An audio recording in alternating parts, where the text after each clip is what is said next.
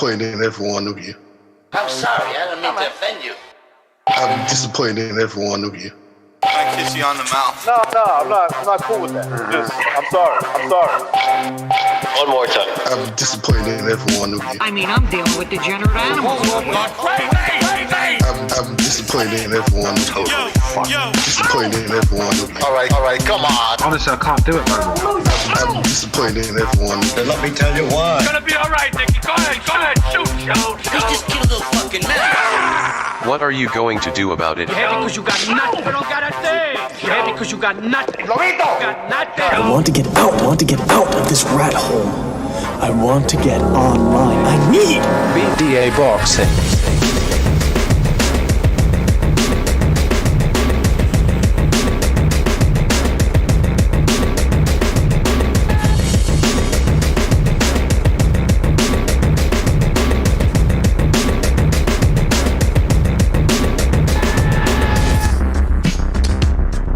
All right. Welcome everybody to another BD Boxing podcast. That's right, another BD Boxing podcast. Why not? Why not? Shout out to everybody out there in the chat. I'm talking about Dennis F from Boston, Kid Top Skull, Some Rando, Alejandro Solis, Knockout Net, Super Sardonic, One Foot Out the Door. Shout out to One Foot Out the Door. I think I already mentioned him. Knockout Net, Kevin Kilgore, Mueller's 27, and many more people to come. I'm sure, fellas, thank you for joining us. Don't forget to hit the like, subscribe if you haven't subscribed already. If you want to donate a couple of shekels our way, you can certainly wire them to us via the super chat feature. But it's always better if you join the membership program. Join the membership program. That way you get more bang for your buck. You can check us out on Spotify and iTunes at your own leisure. All right. I see some people in the chat saying we're back. What do you mean we're back? Did we just have a stream a couple of minutes ago? No. That would mean that there's weakness in the regime. And let me tell you something. There's no such thing as weakness in the regime. The regime is still going on strong. The BDA board of directors is in control, and there is no need to worry. All right, fellas. So I want to stop hearing any more mentions of some sort of a malfunction or some sort of stream that went awry. No, that never happened. All right. Don't make me unleash the Crimson Inquisition earlier than it needs to be. All right, fellas. That's all I got to say about that. All right. Well, listen. Let's start over here. The point of this episode is going to be, we're going to be focusing on which fighters are the most dominant in boxing. I suppose some could call them pound for pound, right? Top 10 pound for pound. And what makes them the formidable fighters that they are? I don't think we're going to agree on all the names that I picked out here. There's 11 names. But that's going to be the fun of it. There's going to be disagreement, and I hope that people are going to be able to call in or essentially just comment in the chat as well. So you guys out there. And I know sometimes I forget that a lot of people listen to this too on Spreaker, Spotify, and iTunes. So I try to keep the visual elements to an all-time low. I'm not going to be playing video, I don't think. But if you are interested and you're listening to this on Spotify and iTunes, I'm just going to be showing some graphics. Some stats, if you will. All right? Let me go back to the panel here. All right. See, we've got Chief. Jimmy, you and I got to and Jimmy after the show. Yeah, Yes. Jimmy and Chief, we're back. Sorry about that. I do apologize again for the... I don't know what was going on. Nothing to apologize, but it's out of your control, brother. Well, I just said I apologize, so I guess you're going to have to accept my apology. All right. What do you think about that? I guess I'll take it this time. Well, you owe me no Only this apology time. just for giving me the honor of being on the show. Would you stop it? Stop it. You're embarrassing me. And when you're embarrassing me, you embarrass the BD organization. How about that? Now, but listen. Let's start over here, fellas. Listen, like I said, Right. This is just going to be, we're going to be looking at the top most dominant fighters out there. And I do expect to be some disagreement, because even I disagree. I had to poach some of the top names from the Ring Magazine top 10 pound for pound list, as well as the ESPN list. So let's get to it right away, man, because this could take a while. Usually it does take a while. Jermell Charlo, 154 pound Charlo. He's got all the belts, although I don't give a shit about the belts. You guys know that. But he is the lineal champ in that division right now. His record stands... What's that? No, keep going, sir. Right. His record stands at 35 wins, 1 loss, 19 knockouts. It's interesting. You look at his knockout ratio and you don't think, oh, this guy's a power puncher, but he has turned into one in the last couple of years, and it's really served him well. He's bailed himself out of some tough outings with his power. He should have 2 losses, though, because I thought he clearly lost to Castaño in his before last outing. Although that's a moot point now because he actually avenged that loss. So let's take a look at his top wins here while we're at it. And by the way, like I mentioned earlier, we're going to be opening up the phone lines during this whole segment so people can call in while we're doing it and see what they agree or disagree with. Where are we? There we go. Top wins, Erickson Lubin, Tony Harrison, Jason Rosario, and Brian Castano. You notice the pattern here, going back to his punching power. All of these were won via stoppage. Jason Rosario, in fact, took a jab to the body and started convulsing like an epileptic. Really bizarre. Mm-hmm. If you look at his attributes... Extremely bizarre on that one. Well, that's what some people say. But if you look at his attributes, he's a punch... Yeah. My take on Charlo, and I'm not going to say he doesn't belong on pound for pound, but he is a career hot and cold fighter. And it's proofs in the pudding because he lost to Tony Harrison and then had to come back and beat him, who's not a world-class fighter. He's a world-class contender, but he's not a champion. He's only a champion because Charlo dropped the ball. And Gonzalo and I argued on this show prior to the first fight that he's supposed to be a higher-level fighter than Brian Castano, and I looked like a fool the first time, and he proved me right the second time. He shouldn't have needed 2 opportunities to do this if he did his job the way he's supposed to. And then knocking out a guy at 154 pounds with a jab to the body, I'm not going to discredit that win. What I'm going to say instead is it was Rosado and not J-Rock. He didn't fight J-Rock. He didn't fight Hurd. He didn't fight Lara. He got the belts by beating the other guys. Mm-hmm. And that's a fair point. I've said this on the show before. That's been my take on him. And I used to be huge on the Charlo brothers way back when, before I ever called to this show. But they've in certain ways, even though he's got all the belts, they've stagnated. And he's kind of a hit and miss on your take on him because he did unify the belts. He does have them all now. He's one of the few undisputed fighters in the sport, and he's beaten everyone in his division that wasn't the pre-mentioned fighters that I mentioned before that were at the top of the division. But anybody else that's relevant right now outside of the 2 contenders he still needs to face before he cleans out the division, and Zoo and the tall kid, he's beaten everybody else that wasn't a mainstream star when he first got there. So that's my take on him, is the fact that anybody that says that he's overrated can have a point, but anyone says that he's underrated can have a point because he's not consistent. If he were consistent, anyone to say he's overrated would be incorrect. You know what, man? That's something that we're going to encounter as we go along through this list is, because again, some people go, well, what makes a person pound for pound? Everyone has a different criteria. The way I look at it is, it's the wins and your skills. So in other words, a guy like Charlo has beaten some of the best 154 pounders. But like you said, Chief, he's a hot and cold fighter. He's not the most technical guy out there. He's beatable, but he keeps winning. So what do? Do you denounce his wins? Do you deny them? No, he is top 10. But what if you got a guy who's got as many good wins as he does, but he does it in a more dominant style? That's the way I would look at it. I would rank the lighter fighter higher. And so that's what happens with Charlo is he's dominant in that he keeps winning, but he's not consistent in his fights. Castano fight, he should have lost. Even though it was competitive, Charlo hurt him twice. But those middle rounds that he lost, listen, Castano shut the crowd up, and that was in Texas. What does that tell you about about what people were seeing? But again, Charlo did avenge that win. So he's at the top of the 154-pound line right now. He is one of the top fighters in the world in terms of accomplishments.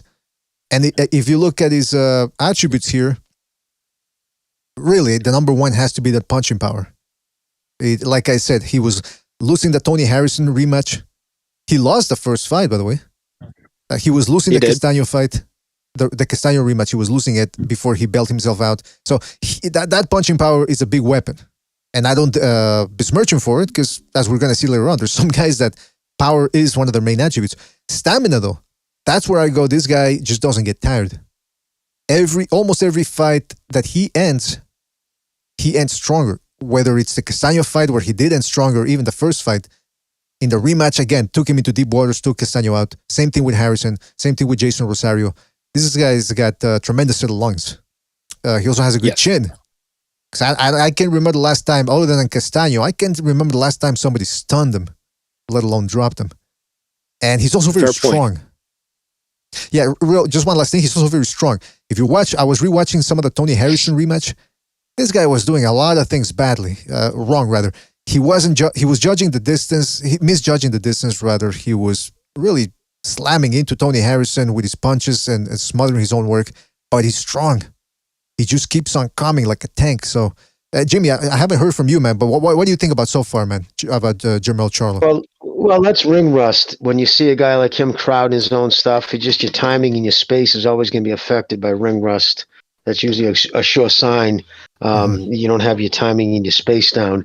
But listen, his unification run in the 4-belt era is second weakest to Haney's. I think Haney's is clearly the weakest 4-belt unification that has been perpetrated on the sport. But with Charlo, John Jackson was the kid he won the WBC off of. That was a vacant title, that was a vacant belt. Mm-hmm. John Jackson, after he lost that fight, his next opponent was making his pro debut, and I believe he beat him. And he retired right there, John Jackson. So from the Virgin Islands, his father was the world champion, or at least Julian Jackson. So his son John Jackson was a nobody, just complete name recognition alone. He had 2 sons who boxed, but so a complete bum. I mean, stiff. I don't want to say bum, but so that was a weak belt in Rosario. That win, every time that kid goes out and fights, ages worse and worse. So let's point out the fact that when he beat J-Rock, when Rosario beat J-Rock, it was documented that I don't know about fighting with the flu, but he had fever and was not 100% ready. And then I know the fact that that's excuses because nobody's always 100%. You get wounded and everything at camp. But in his very next fight right after beating a champ that wasn't 100%, he gets stopped with a jab to the body. So I think there's some validity to the fact, because we do know that J-Rock is a solid B-plus fighter. I don't want to take anything away from him by saying B-plus, but he was giving the older brother, the big Mal Charlo, a tough fight till he got knocked out. He beat Jared Hurd, but then he loses to Rosado, after taking almost a year off, probably due to being put on the shelf of Al Heyman's underfunded ability to keep guys active. But my point was that he with Rosado coming off of a win over a not 100% champion, then losing to a jab to the body, and then has lost one-sidedly since then, kind of shows the fact that he was just in the right place in the right time. And what would Mal have done, or Mel? This is Mel. What would Mel have done against 100% J-Rock? We'll never know, because they never fought him. And they're from the same company. So why did they not come together?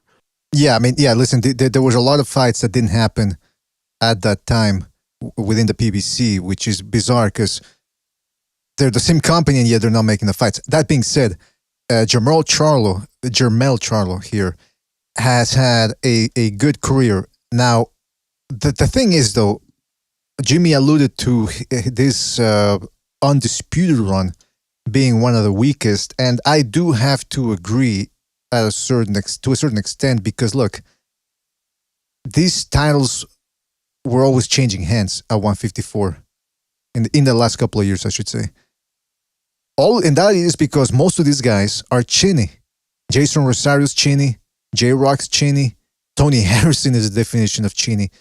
And so Jermell Charlo has been lucky in a way. And again, that's not to discredit him from the hard work he's put in, but he's kind of lucky that he's a guy with punching power who's got a chin. So he's been able to take all these guys out. Castaño, though, he never really showed he was chinny. So that tends to be his best win. And I do think it's going to be, once he retires, that's going to be the win that people look back and say, yep, that was his best win. But as it often happens in boxing, there's a little bit of fortune at play here. So I don't want to spend too much time on Jermell because we do have other fighters to get to. So let's just get to his weaknesses real quick. Porous defense. Like I said, he tends to be... He has good defense when he wants to, but sometimes he'll spend way too much time on the ropes, like he did against Harrison in the rematch and against Castaño. and he's liable to get hit there. He tends to be caught off guard by pot shots sometimes, so he's definitely hittable. He's no defensive wizard. He's got very good defense, world class, but not what some people would call elite. He's also got a lack of creativity. He suffers from being unable to press the action. He's a consummate boxer puncher. And you saw that it cost him in the first Harrison fight. And in the second, Harrison went at him. And even then, Charlo was just sort of winging shots. Lack of accuracy. I think that's going to cost him at some point. And he also has a short fuse. Now, this one's a tricky one because he has gone in as a hothead in the Tony Harrison rematch as well as in the Erickson-Lubin fight. And yet he was able to perform well despite being hot-headed going into those fights. So, but then again, you can only do that so long before it finally catches up to you. So I think those are some of the things that are going to hold him back from reaching the upper echelon of the pound-for-pound list. What do you fellas think? You pointed out his power, and it's not that he doesn't have it, but it's part of his inconsistency. If this power was world-class level every fight out, he would have knocked Castano out in the first fight. He would have knocked Tony Harrison out in the first, especially Tony Harrison out in the first fight. All due respect to Tony Harrison, another consummate B-level fighter. And when I say B-level, he's a consistent contender. He will give you a good fight. He's got good skills. He doesn't have the it factor to make him A+ because he loses to second-tier fighters, with the exception of Charlo. Charlo is not a second-tier fighter. All the crap I'm giving him right now is just criticism of his style. It's not to make him sound like he's less than a quality fighter, which he is. But Tony Harrison is not. And so Tony Harrison never should have made it to the final bell in the first fight, let alone need a second fight to knock him out. Neither should have Castano. Again, I ate crow with Gonzalo in that first fight, and then he showed up and did what he's supposed to do in the second fight, and then he redeemed me to be correct on which one was the cream rising to the top in the rematch. He should have done it in the first fight. If the power was there, he would have finished them both in the first fight. Mm-hmm. Yeah, that's a fair point, man. That's a fair point with your Charlo, and that's what I think. Go ahead, Jimmy. Go ahead. Wrong game plan. That was just a wrong game plan in the first fight. In his corner, either him or his corner didn't know how to make adjustments. I picked him to win the second fight because I knew he had the athleticism to make the adjustments, and I thought he had the ability to do so, and he did. Yeah, that's if he would have just made the adjustments in the first round, in the first fight, and he was playing what he had to do, and he did do it. What I said he would have to do: stay inside the pocket, be the first to get off, last to, get off too. Don't stand there admiring the punches, and like he would land in the first fight, and then wait for what was coming back. Like he was always catching punches at the end of any kind of a flurry. This time he did his business, got out quick, sidestepped out, and it really fucking confused Castano. He was swinging at ghosts a lot, and that's, I think, got tired that in a cumulative beating. But then again, I'm still waiting to see, like, where's Castano go from here? Like, that's you want to know how good of a win that is? You got to kind of let it age. You know what I'm saying? Right, yeah. For instance, like this Lomachenko fight against this kid, like everybody's kind of, oh, he looked mortal. Like, he looked human against this. Who is this kid? It's like that kid, this was his comeback fight. His comeback fight was better than anybody, Davis, Haney, or even Stevenson, I'd say right now. Oh, easily. Any of them have fought yet at lightweight. Well, Stevenson hasn't campaigned yet there. But Haney and Davis, that kid, Jermaine Ortiz, is hands down better than anybody they fought. Well, and I believe that wholeheartedly, and I think that kid will be a world champion. He's a talented kid. His one problem is little laxical on the power, not too powerful, but he'll beat you a common accumulation. And that was his comeback fight. Yeah. So the kid's a lot more talented, and I think that win is going to age great. Whereas anyways, that was the thing I was pointing out, but I'm done on that. Well, you know what though? You bring up a good point about that, Jimmy, because one of the reasons why Jermell Charlo, if people want to get into the whole pound for pound thing and categorizing, top 10 list, you're never gonna see. It's very difficult for me to see Jermell Charlo at the top of the pound for pound list because he's looked bad in other fights, as we've been alluding to and we've been trying to emphasize here. Whereas Lomachenko, for the most part, consistent throughout most fights. I mean, the last time he had a really difficult time prior to the Lopez fight was Salido when he lost that fight. And it was a very competitive fight, despite what his haters want to say. Now, when the Teofimo Lopez fight, he had a valid excuse for that. So when he finally, AKA, struggles against somebody, you can't really say, well, he's looked like that before consistently. Whereas with Charlo, as we've said, even in his best wins, he's sort of really having to redline it to pull it off. Oftentimes he's behind on the scorecards or it's about even. So he's a guy that he's very good, don't get me wrong, but he could have very easily been excluded from this list of the most dominant. But he keeps on winning, so I had to add him. Pound for pound fighters don't lose 50% of the rounds they fight. Exactly, yeah. And by the way, Jimmy, you're sounding very low. Jimmy, you're sounding very low. Jimmy, hold on, Jimmy, you're sounding very low. So if you could, I think you're not plugged into your mic. Do I sound better now? Now, but perfect. Okay, sorry about that. I had the microphone completely turned around to the back of my head. Sorry about that. That's fine, man. That's fine. We all make mistakes. Just look at the last. I had to restart the stream earlier. That wasn't my fault. I contend. I'll keep saying that till I'm down. All right, we gotta move on, man, because we've already spent about 20 minutes on Charlo. The next fella, Josh Taylor, and I just realized that I misspelled his name. I wrote Just Taylor. But Josh Taylor is his cousin. Josh Taylor, what's his record?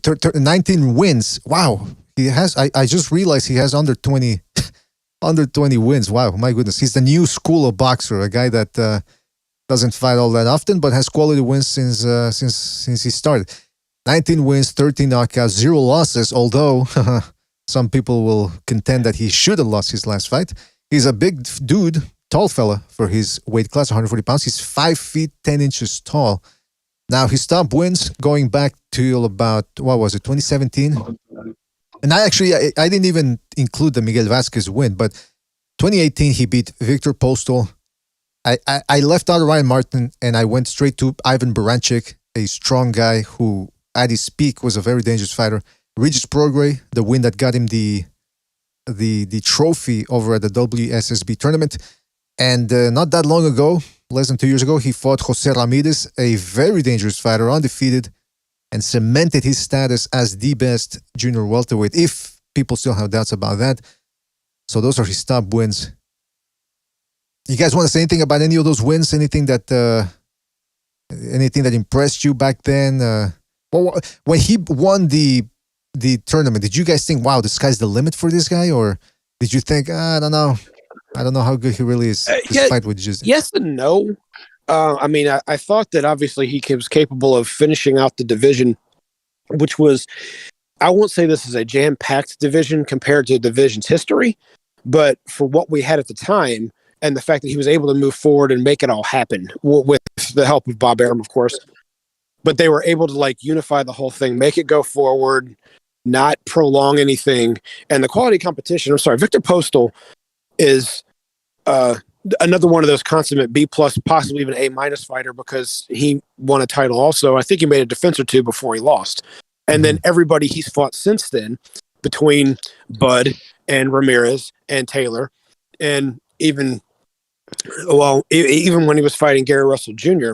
Before, I think that fight was stopped, but I think he was more like taking the quick way out to get back to Ukraine because the war was starting. His wife and kids were still in the country.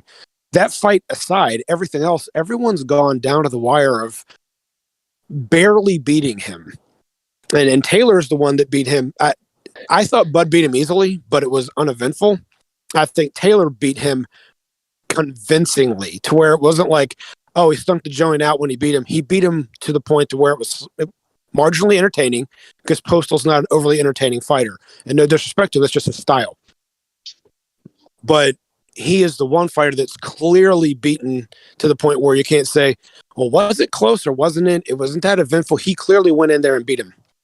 And like I said, Postal's a quality contender and former champion. Prograis was an entertaining fight, and Ramirez he blew out Maurice Hooker easily in winning a title or unifying a title. I think it was a unification fight. And then he went and beat Ramirez. rather decisively. It was close, but rather decisively. There was no doubt the end of the fight who won that fight. So the opposite of Jamel, he fought everybody that was valid. He didn't fight the other guys. He fought the guys that were valid, and he beat them in relatively less amount of fights, not going the distance in a lot of them. Whereas Charlo went the distance in a lot of those 10-round fights to get him to be a contender, so he had a lot more experience. And it's like I'm seeing the opposite praise of a undisputed champion based off of his quality of competition and how he went about it. Yeah, I mean, he's fought nothing but the best. It really is commendable. Jimmy, you want to say something about his opposition? Just, I was going to say at 140, after when he beat Ramirez, there was no denying it. He was the man at the division. Like you said, he took out everybody he had to. He didn't have a soft walk to that unification. It was an impressive one. But I even stated then, immediate following the rematch, Ramirez fight, when people were talking, well, he's too big for the class, he's struggling for his weight, so he wanted to move up. And I believe even was it him himself who mentioned Crawford, or I know a lot of people are saying Crawford, and I never got off that square. I said from day one, Crawford would work him. I said that then, and I say it now, and it has nothing to do with what he did against Ryder. Was it Ryder he lost to? A lot of people think he lost to that fight. No, it was his name Ryder? Yeah, whoever it was. Elgato. Yeah, British level talent, domestic level talent guy, but yeah. Yeah, so right, we're talking about his wins. We're talking about his wins right now. Yeah, all the props in the world. He's good, but I didn't think he was as good. I think he toughed his way through it. Just a tough fucking Scot who could just not back down. He would fight you any which way, and but not like nothing. What does he do that really stands out? What's that one thing Josh Taylor does that you say, poof, like you know? Well, let's get to it. Someone would say describe his best attribute. Let's get to it. You know what I mean? We got his attributes right here, or at least what I think. And feel free to add to it. We're going to get to his weaknesses too, but let's not get into that right off the bat. Punching power. The guy's a bona fide power puncher. He dropped Postal. He dropped Baranchik. And by the way, some people are going to say, yeah, but Montana Love, who just had that fantastic performance in losing this Saturday. So it was Montana Love dropped him too. Yeah, but you got to keep in mind, that was Baranchik after getting blasted out by Cepeda. Clearly not the same fighter anymore. Whereas when he fought Taylor, he was undefeated. So Josh Taylor dropped that guy. He stopped Frank Martin. He stopped Miguel Vasquez at a time where nobody was stopping him. He also dropped, who else? Well, he dropped Ramirez. Not the second knockdown, because that was fishy, but I'm talking about the first one. So this guy's a bona fide punching machine. He's also good at body punching. When he goes to that with that left uppercut to the body or the right hook, he goes in there with some mean intentions. I don't know, maybe he watched Duran versus Buchanan a whole bunch of times. He said, you know what? I don't want to be the Scot that takes the body punches. I want to be the Scot giving them. He also has good timing. If you watch some of the Postal fight, in the Postal fight, there was a sequence where he was shifting and then steps back and then boom, hits Postal with a shot. I'm thinking, holy smokes, this guy can do it when he wants to. And also, I think another strong suit right now is his experience. I mean, just look at his resume. And again, we left out names because I want to keep it under 4-5 names. But this guy's fought everybody. He's fought in his hometown. He's fought in front of big crowds. He's fought punchers, slicksters, boxer punchers, counter punchers. So there's not much that's going to throw him off. And I do believe that even though I believe he lost the Catterall fight, or that he should have lost, he still gave it his all. He didn't panic. And I have to believe that was his experience playing a factor there. It's toughness needs to be recognized too, because that's one of the things that's got him through a lot of this. Is some of that punching power is being credited for the fact he's able to take punches mostly on the arms and shoulders when he's working his way in, but still taking those glancing shots. And against, Prograis is a decent puncher. Ramirez is a decent puncher.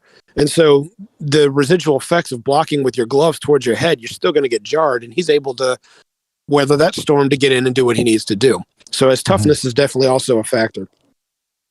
Absolutely. And, that's my take on that part.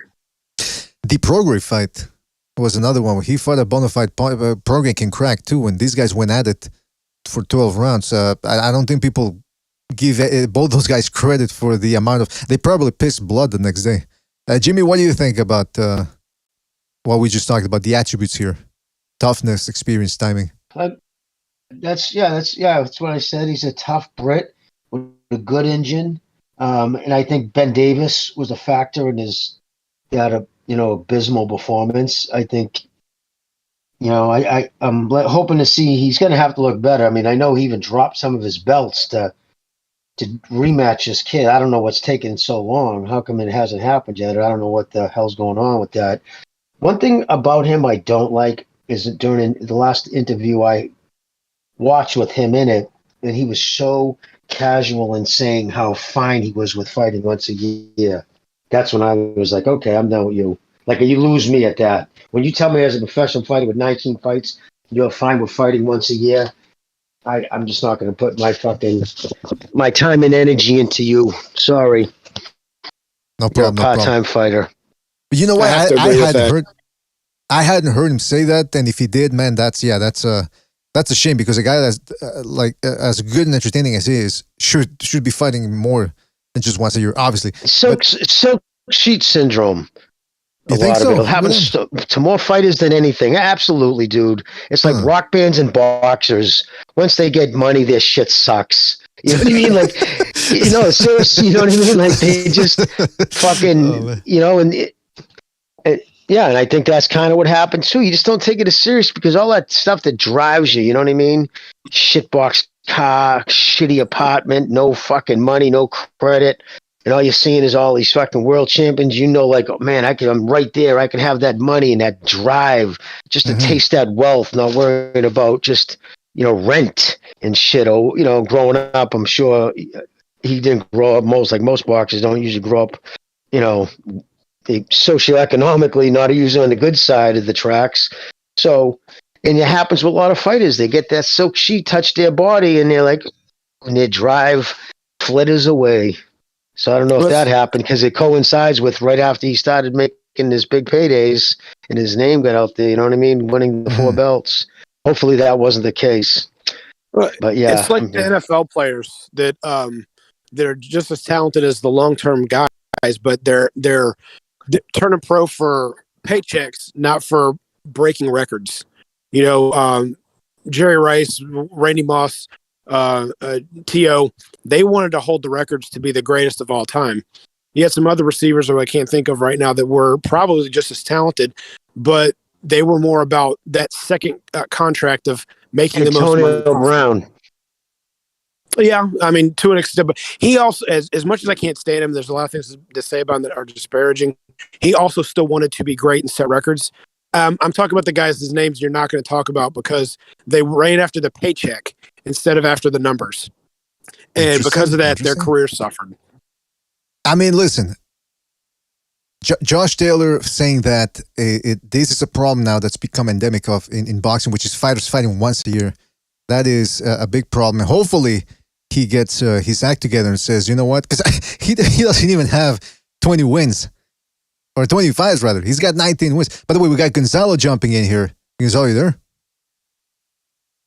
Hey, how's it going, guys? What's up, Mr. Hey, BDA? Gonzalo. Good to have you on board. Gonzalo, we're just talking about some of the fighters here that are dominating boxing right now. It's not necessarily a pound-for-pound list, but we are looking at what makes them dominant. But we're also looking at their weaknesses and see how long they're going to be able to stay on top for. And right now we're at Josh Taylor. I'm getting to his weaknesses now. Just like with Charlo, the previous Charlo, porous defense, the guy can get hit.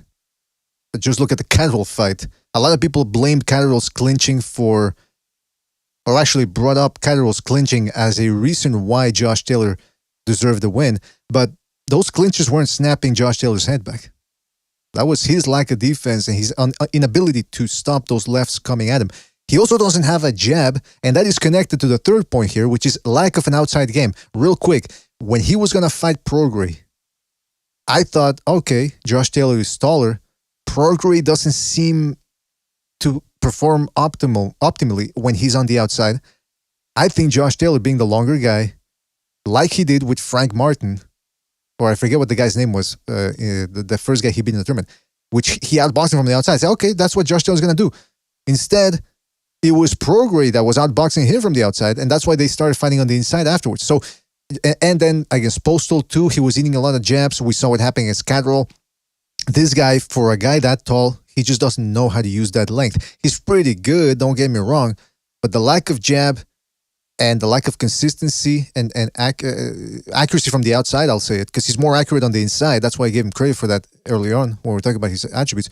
But in the outside, he seems to have a lot of flaws. And then, like you guys talked about the weight issues, he blamed the weight issues partially on the Cadrol fiasco. Now, here's the other thing that I want to add and see if you guys agree or disagree. I think pride got to him a little bit prior to that Cadrol fight. He seemed to be overlooking Cadrol. And let me tell you, man, pride brings arrogance and evil. But humility brings wisdom. Do you think he's going to be wise now and recognize that he was being prideful and now step it up? Or what do you expect in the rematch against Cadrol? First, I expect him to try and make weight a lot easier. I expect him to watch his diet and not starve himself down at the last minute. I'm not saying that's how he made weight last time, but we do know he's struggling. I think he's going to prepare himself better to be able to make the weight. I also think that he's going to go in there with a purpose. Pride's a two-sided sword. If you go in there arrogant with pride, like a Super Bowl hangover, and you think, I'm just going to walk through this guy because he doesn't deserve to be in the ring with me, you can lose, especially if you're having trouble making weight. But if you take that pride as, this guy doesn't belong in the ring with me, and now I have to show everybody he doesn't belong in the ring with me, that pride can take you into a victory, so long as you properly prepare, make your weight on time, don't starve yourself out of any nutrients you're going to need to perform. And then on top of that, you have to execute. So if this guy likes to clinch a lot, okay, I'm a clincher too, but I know how to work with my free hand. Go to work, go earn your pay. He's an inside fighter. That's fine. Let him clinch. I'm going to make sure I have a free hand, and then I'm going to go to work. And if he does that, he should win. And if he wins and avenges that one blemish on his record, the question now is, where do you go from here? You're having trouble making 140, and there's nothing showing you're going to be a factor at 147. Even if you would be one against possibly Spence and Ennis, you're not going to, not Ennis, Spence and Bud, you're not going to be with Ennis and Ortiz. You're just not. So where do you go from here? Interesting point. And again, against Cadrol, he was being outboxed. And if you look at the pre-fight banter that he was having with Cadrol, he asked Cadrol, he kept downplaying Cadrol's opposition, his skills. He says, how are you going to beat me? The guy goes, I'm going to outbox you.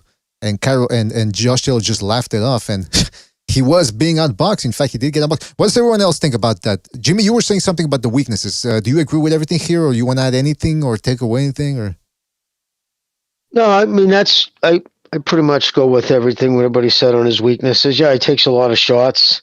It's going to be all about focus with that kid, I believe. You know what I mean? It's just a tough way to make a living when that's your game plan, is like, straight brawling. Like you said, he doesn't use his length very well. There's a lot of guys like that. Like Robert Easter didn't do that. Even Pedraza for some cases doesn't. Fundora, he definitely doesn't use his size to length for his advantage. He steps right in.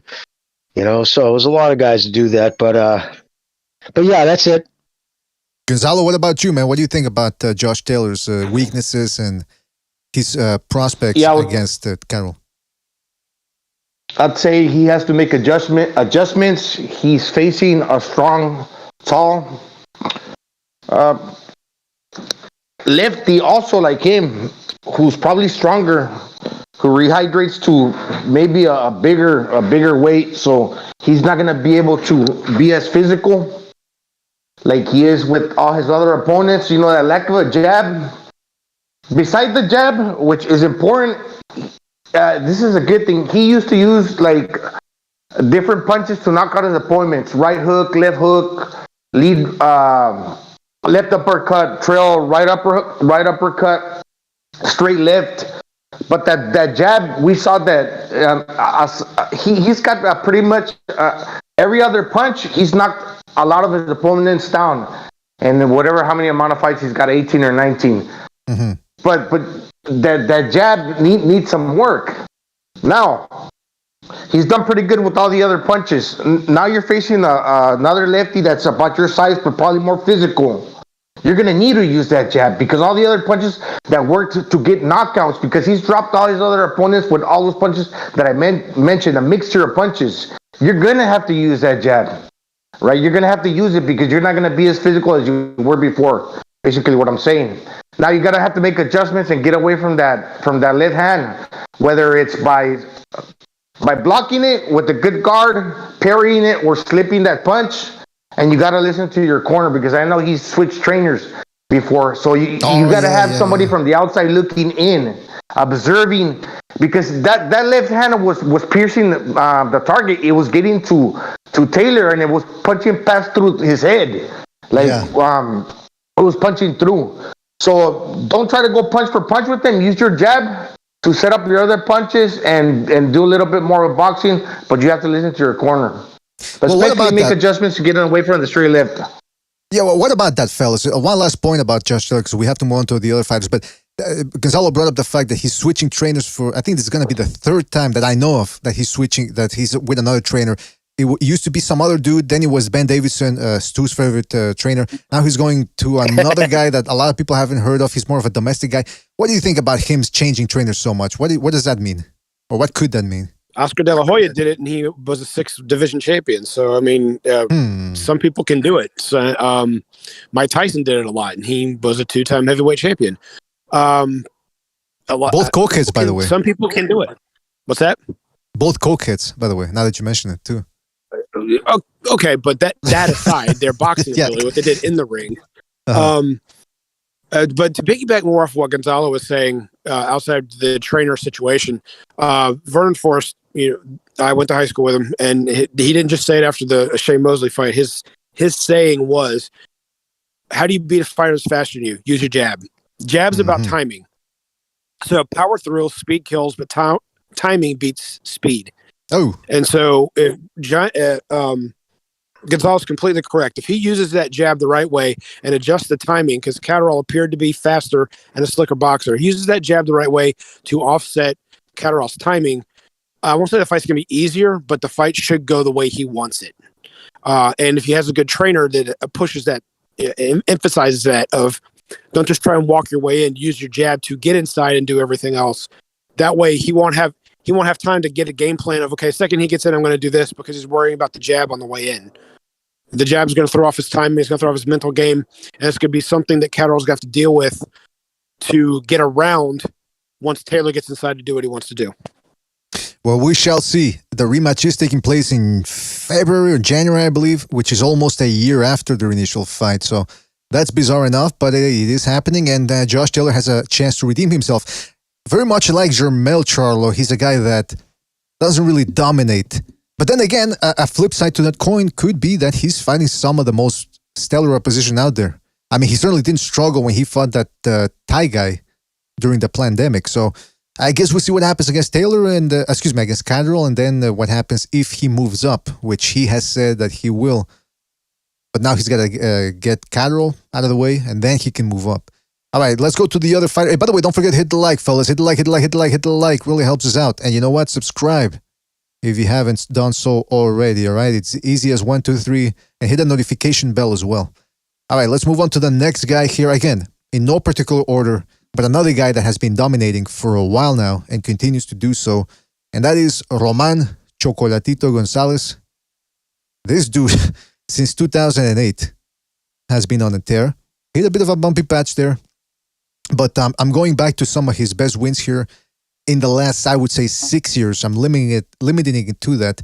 Carlos Cuadras, that was right before he started going down.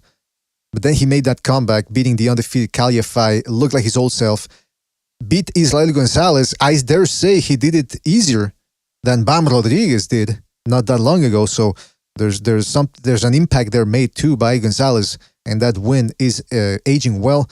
And then, of course, he took on Julio Cesar Martinez, who we knew wasn't going to beat Roman Gonzalez, but we weren't obviously, 100% sure, because this is boxing and Martinez is a younger puncher. And we'd seen Gonzalez knocked out before. But then what happened? Gonzalez just dominated this guy. He showed superior defense, superior combo, superior accuracy, superior everything. What do you guys make of the legend, Chocolatito Gonzalez? The first person on here that's a first ballot Hall of Famer. Case closed. So far, so far. The closest thing that I've seen to a prime Julio Cesar Chavez since Chavez faded off, which is one of the styles I love the most. So the second I first saw him, I was just like, yep, that's my guy. And of all the guys we've talked about on this air, clearly heads above everyone else, my favorite fighter to watch.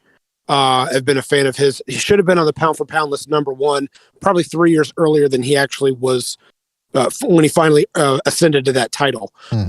Does everything excellent. He doesn't belong in this division, and he's still a contender and somewhat ruling it. I mean, if he beats Estrada this time, he will be the #1 guy in the division, and he doesn't even belong there. That's the definition of pound for pound. That's an excellent That's the very point, definition. That is an he's got excellent everything. His problem is his style of having to, even though he can adjust and still use a pressure fighting style in a boxing manner. Watch his fight against Israel Gonzalez to understand what I mean by that. He has to stand a little bit more in the pocket with these guys that are so much naturally bigger than him. Some of them are small bantamweights that are making 115 because it's easier and less competition for them, like Rungvisai, and that's why he lost to Rungvisai. Quadras, same thing, just naturally big of a guy. He beat him up, but he was able to take his shot so easily because he's just naturally so much bigger. Yet he's still beating these guys. But that's why he's peaked at this division, is because these guys can take a lot of his punches. They can take him for longer, and they can fight back. And it's not that he can't take the pressure back. It just takes more out of him at this age, at this weight, to brawl with these guys. Yeah, that's a good point. That's an excellent point. Gonzalo, Jimmy, anything you want to say about these wins? Anything that comes to mind? Or you want to reflect what... No, just Chocolatito. I mean, what can be said about him that I haven't said? It's just... He's a first ballot Hall of Famer. He's just transcends the sport. You know what I mean? He's a generational talent. Not that I'm going to say it hasn't been said 100 times. That's just one of those guys, you know, and he's made it work. He came back. I honestly thought that Rungvisai 2018 or 2017 spanking at Madison Square Garden, I thought he was done after that. I was hoping he was going to walk away because I didn't want to see an aging Chocolatito hanging around too long because I just had too much respect for him as a fighter. But it just goes to show you his love for the sport because it's not about money. He's got his investments. He's doing all right down there in his country and stuff. And he's got his family and stuff. So, yeah, no, this is clearly about legacy and his love for the sport. It's a rare breed. And we'll be seeing less and less of Chocolatitos. So, anyways, that's about the best compliment I could give him as far as I'm concerned. Yeah, those 4 names on the board there after his loss, after his trainer died, those are good victories. JC Martinez, he's awkward. He's a puncher. He's a tough dude. The other guy, he gave Bam Rodriguez a tough fight. He's also a tough dude. And the other guy, Olympic gold medalist, so he can fight boxers and he can fight punchers still. Mm-hmm. And that's amazing, because a lot of Brian Valoria. I'm sorry, we all talked at one time. Let's not forget he also beat Brian Valoria, who was an Olympian and a 2-belt champion. So these were just some of his best wins, but these aren't his only wins. He's just, I can't say enough about him. He beat Arroyo. I mean, he beat a lot of good fighters, including the last fight. I think he absolutely was robbed in that fight. My book, clearly beat Escobar or whatever his name was. Why is Estrada? Escobar. Jimmy, are you kidding around, man? Come on, man.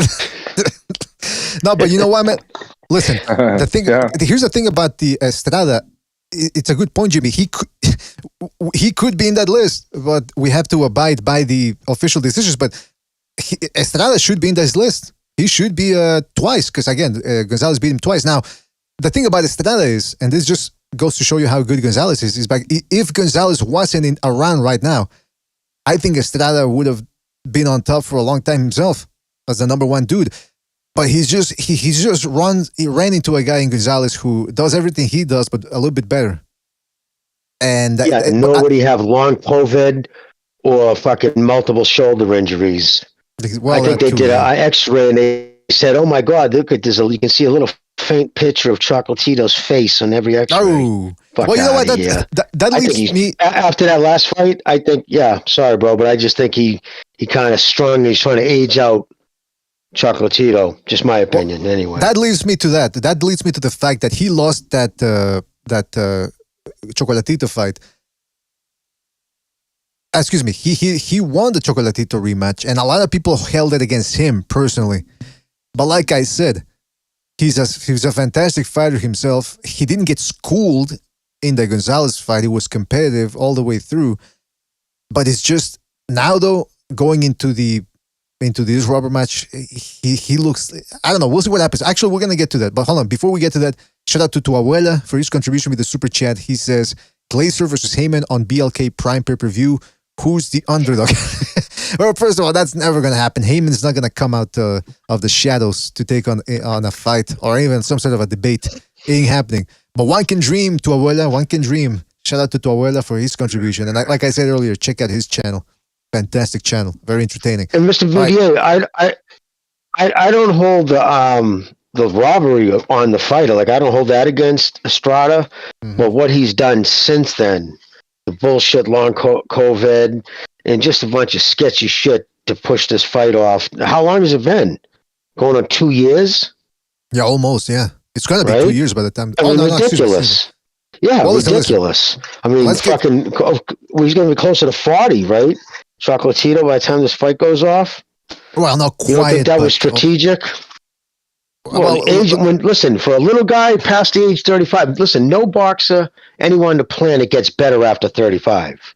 You just don't, true. You might maintain, you know what I mean, but you don't get better, right? And instead of playing that shit back, because they didn't like open each other's heads up and like swell each other's brains up. I mean, they were more pity pat, a lot of, flash punches, but instead of running that shit back at 120 days to maybe 6 months on the outs later, almost 2 years later. You don't think that was strategic? And the shit he was claiming, long COVID, fuck out of here, dude. You aged the man out, and I don't respect that at all. I don't know, man. It's like the COVID thing. Maybe it did affect his lungs, because he looked like shit against Adhi. So I don't. But listen, I want to get more into that. But we gotta move to this list first, because we gotta get through this at least. His main attributes for Chocolatito are his combinations.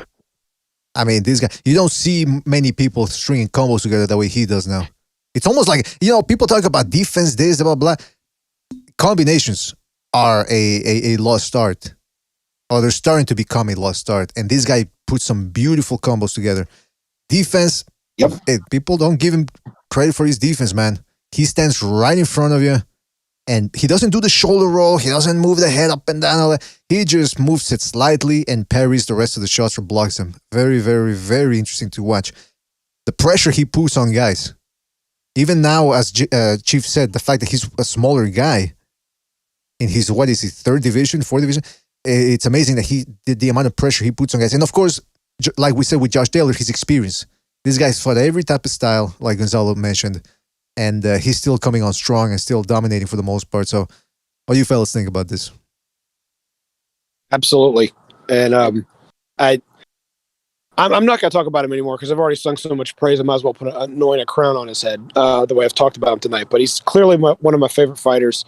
I'm one of those people that actually thinks that outside of the aesthetically pleasing long distance, long armed jab right hand on the outside, shots like Charlo, like Mayweather, like Andre Ward, like guys like that are extremely talented. Don't get me wrong. I also think it's more of a plus if you're able to do these kind of things as a pressure fighter and still barely get hit and still produce the knockouts and still win the fights while not. People confuse this of being a quote unquote brawler. And those are the people when they say you have boxers and brawlers, I immediately put a wall up and don't listen to them anymore in their conversations about boxing. Because what Chocolatito does is not brawling. It is every bit of the science of pressure fighting at the optimum level that very few fighters can actually accomplish the way he can to be that dominant in that many weight classes by taking minimal amounts of punishment, still coming forward and trying to be the aggressor. That is indeed something that we give extra points for here and this program. Gonzalo, Jimmy, what do you guys think? You want to add anything Yeah, to no, this that's true. one? No, it's just the defense. As soon as right after he ends up slipping a punch, like by just a little bit, he's he's on you that much quicker. So he's basically mirroring what you're doing, all the while you're missing and he's landing. So that's a lot of pressure. Right after you're done finish punching and missing, he's attacking, and that just sustained attack is very it breaks you. So he's a great fighter. Tiresome. Yeah, he has that talent. He has that talent that so many guys. I mean, I think it's one of the hardest things in boxing to do is to read. Like I have to look at somebody's eyes, or at best their collarbones. I'll just stay with right in between there. Usually their eyes. That's just some guys will look right at their chest. But he's the type of fighter who can get in tight, and even when his head's down, just look at your waist and see what you're going to do. He can tell by your foot how you're leaning your weight, what punches are effective. And to be able to do that in close, it's a rare thing. That's why great inside fighters are the rarest of all, because it's one of the hardest things to master, and he's great at that. Very hard to catch him clean right when he's in your grill, because, to quote Gonzalo, he mirrors you. He's in there with you, and he's following your rhythm. And he's just going when you're leaning, he's leaning into that direction. It's just you're not going to catch him in the optimum, your 6-inch punch, him coming in where you're pivoting, because he's seeing it and he's reacting on it and hitting you before you can, get it to that next level. Mm-hmm. It's a crazy skill. That's how he's able to sit there and just pop, pop, pop, pop, pop, pop, just fucking hit you with 11 punches, and you end up swinging at ghosts. I would hate to fight a guy. That's one of the things that makes him great. I would hate to fight a guy like that, because you can just tell it's just so tiresome to fight him. And you can also tell that he's one of those guys that to be able to do everything he does at the same time simultaneously, he's a natural at it. And I'm pretty sure people saw that within the first year that he was boxing, the amount of progress he must have made just in a year alone. I'm willing to bet that he was that type of guy. Now, as to his weaknesses though, we talked about a little bit his age, especially at this weight division. Smaller guys 35. tend to 35. There you go. Thank you. They tend to age quicker. By the time they're 33, 34, they're usually already worn out. Now, he's been able to defy that so far, but the fact remains he's still closer to the end of his career than he is to the beginning. So, I don't know, at any point, he's getting to that point where he could just end up breaking down. His lack of speed too. He's got good footwork. Usually when people hear the word good or the term good footwork, they think, a guy who's fleet-footed, right? Nah, it's about whether a guy's on balance, whether a guy can plant his feet and punch with panache and with determination and with power. And even if he misses, he's still in equilibrium, and can he come back right away and shift weight when he punches and when he moves his head. He has that type of good footwork, but he is slow right now. He's slowing down. And at these weight divisions, guys are lightning quick. So he better, I don't know, man. He better make the most of it now. And then there are questions about his punch resistance, because, look, the Estrada fight, he won the fight clearly to me, even though it was very competitive. But he also seemed, and we've been seeing a face that he makes, or his face rather, for the past 6 years. It started when he fought Cuadras. He looked tired. And when I say tired, obviously some guys will go, well, of course you're tired after 12 rounds. No, he looked, I don't know what the word is, haggard? Exhausted. Yeah, but he looked like he was worn out. His face looked old. And it happened a little bit too after the Arroyo fight. It happened after the Sarong-Visay. And after the Estrada rematch, he just looks like it's these type of fights. They're taking a toll on him, I think. What do you guys think? I agree. The Rungvisai fight needs to be a little bit of an exception, because that guy can punch. Cuadras is strong, and he can put punches together, and he can wear down your B- fighters, but he doesn't get knockouts at the world-class level. Not against Estrada, not against Chocolito, not against Rungvisai. He just doesn't get those. Estrada is a good boxer puncher, and again, though, against the lesser oppositions, he gets knockdowns and knockouts. At this level, especially at this weight, he doesn't get them anymore. And to be honest, Chocolito's not exactly piling up the knockouts either. It's not that he hasn't knocked anybody out in his comeback from Rungvisai, but he has to work a lot harder. But his punch resistance in regards to the Rungvisai fight, probably the hardest puncher in that division right now, not in the history, but right now, and probably physically the strongest with punching power. I think Quadras is a very strong fighter physically, but he doesn't have the power. Rungvisai's got both, so that's more of the anomaly. I can't judge his punch resistance based off of that one fighter. He's taking everybody else's punches well, but like you said, BDA, at the end of the fight, it looks like he's just like what we said about Hagler after the Mugabe fight. It just looks like each fight is draining. We can see the effect draining his body a little bit more until eventually the well's going to run dry, and I don't want to see that happen. Very good points. Very good points. Anyone else want to talk about his weaknesses? I'll say this. Oh, go ahead, Gonzalo. Go ahead. All right. Well, I'll say this. When we're talking about his age and his punch resistance diminishing, it's kind of tricky going into the Estrada fight because Estrada really did look like crap against in his last fight. But again, Estrada is a guy that's looked sensational throughout his career. So I can't just go ahead and say, oh, no, he was never good to begin with. That because, again, it's not like he's looked this way against Sup. He's looked much better against better opposition, including Roman Chocolatito Gonzalez. You look at what he's able to do against Chocolatito in the first fight. He was slipping a lot of those shots. He was rolling, countering, throwing a lot of combos, quick combos. That guy, if you would have seen that guy, and then 2 months later he signs to fight his last opponent, you would have said, okay, that version is gonna fucking kill Archie Cortez. But then he struggled against Cortez, and his timing looked awful, man. He was just standing in front of Cortez trying to do a shoulder, like a James Toney shoulder roll, and he was getting beat up and taking flush shots. So going into the Chocolatito rubber match, who's really the older guy? Because Estrada looked old in his last fight. So I'm expecting Estrada to pick it up. I'm expecting him to have shaken off the rust from the Cortez fight. I think that fight sort of purified him or might have purified him. And now I think we're going to see him step it up against Chocolatito. Is that going to be enough? Because like Jimmy said, he believes that, but real quick, he believes that either Estrada or somebody within his team is actually doing this as a calculated move to stretch the fight as much as possible so that they can get an older Chocolatito in there. And that sounds like something promoters and matchmakers do. But go ahead, Chief, what are you going to say? When fighters reach their 30s and their fights start to go the distance more often, and they've gone the distance a long period of time, unless you're Pernell Whitaker and have taken hardly any damage at all, it takes a toll on you because you're training for 12 rounds and you're fighting for 12 rounds. Your joints just don't need that much wear and tear moving, being head on, being beaten on. Whitaker didn't do that. He was slippery. That's why he was able to last. But most other fighters that are constant distant fighters, their careers are usually shorter. They don't last as long. They age a little quicker because it just takes a toll on you.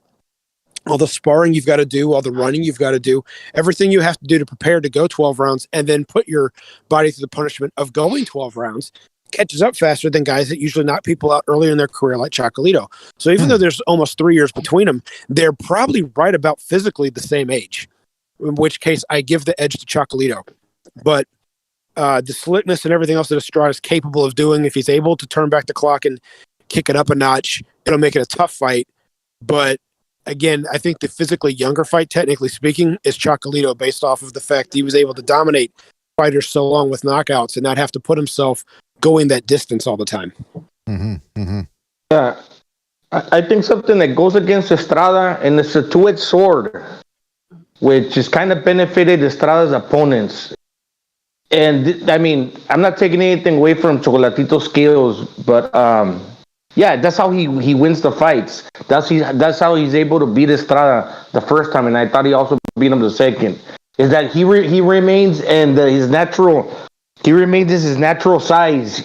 He doesn't have any muscle to like bog him down, where he's like muscle tight. He can still let his hands go really quick and whatnot. But with Estrada, what I mean by that, he's banking on size, and I think that's affecting him. Because we saw when people throw on muscle, they get bigger. The boxing style changes. Think Canelo. Canelo at 54, obviously, he's not the same fighter at 68. Now, it doesn't mean that he doesn't know how to box all of a sudden. No, but he throws less punches. He's a little tighter, and his combinations are not that fluid. So now I'm speaking about Estrada, right? So as a counter puncher, he's based on that size, which is able to maybe create the stamp that he needs on his punches to where the judges are going to count. The way he fights now is like the power puncher, and he's going to be able to put up with Chocolatito's punches back, like with Chocolatito's offense. It's going to be able to have more resistance by throwing harder punches and just being a little bit more, just a little bit more bigger. But that doesn't take away from Chocolatito's ability to still like thread the needle and let his hands go and outwit and just be more mobile. So that's the thing. What I'm saying by that is I think it's a two-edged sword. It takes away from Estrada, but he does it for a reason, to be able to be stronger. Because Chocolatito's still a smaller guy. So I don't know. It all depends on. It's a trade-off. See how it works for Estrada. I'd never thought about it that way. You're right. And I was going to add to what he was saying about just muscle. A lot of fighters, see, the problem is you don't realize, like, your last 10 pounds, or definitely your last, like, 5 pounds, you're not putting your body through anything stressful. You're not sparring hard the last probably 2 weeks, or at least 10 days out, because you don't want to get a cut or something that'll get aggravated and open up easy during the fight. So you're not sparring anymore. You're not really pushing yourself. It's all more kind of pushing, especially if you're a guy working on to get those last few pounds off. It's all about the weight, trying to just like get your sleep, but you're not doing anything stressful. So this is the first time when you go into that fight, that's the first time in a few weeks that you've now really, push yourself at this lower weight.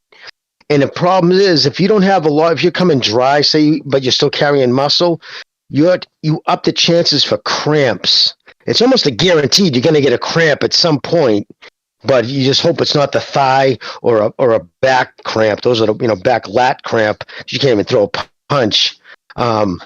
But yeah, you usually end up in the forearms and calves. You'll see a lot of times in the corner. You ever see them? The second trainer sitting there just going back and forth, like he's meeting between his hands. He's rubbing fighter's forearms or his biceps. That's usually because he's cramping in that muscle and they're trying to keep it loose, breaking up the lactic acid.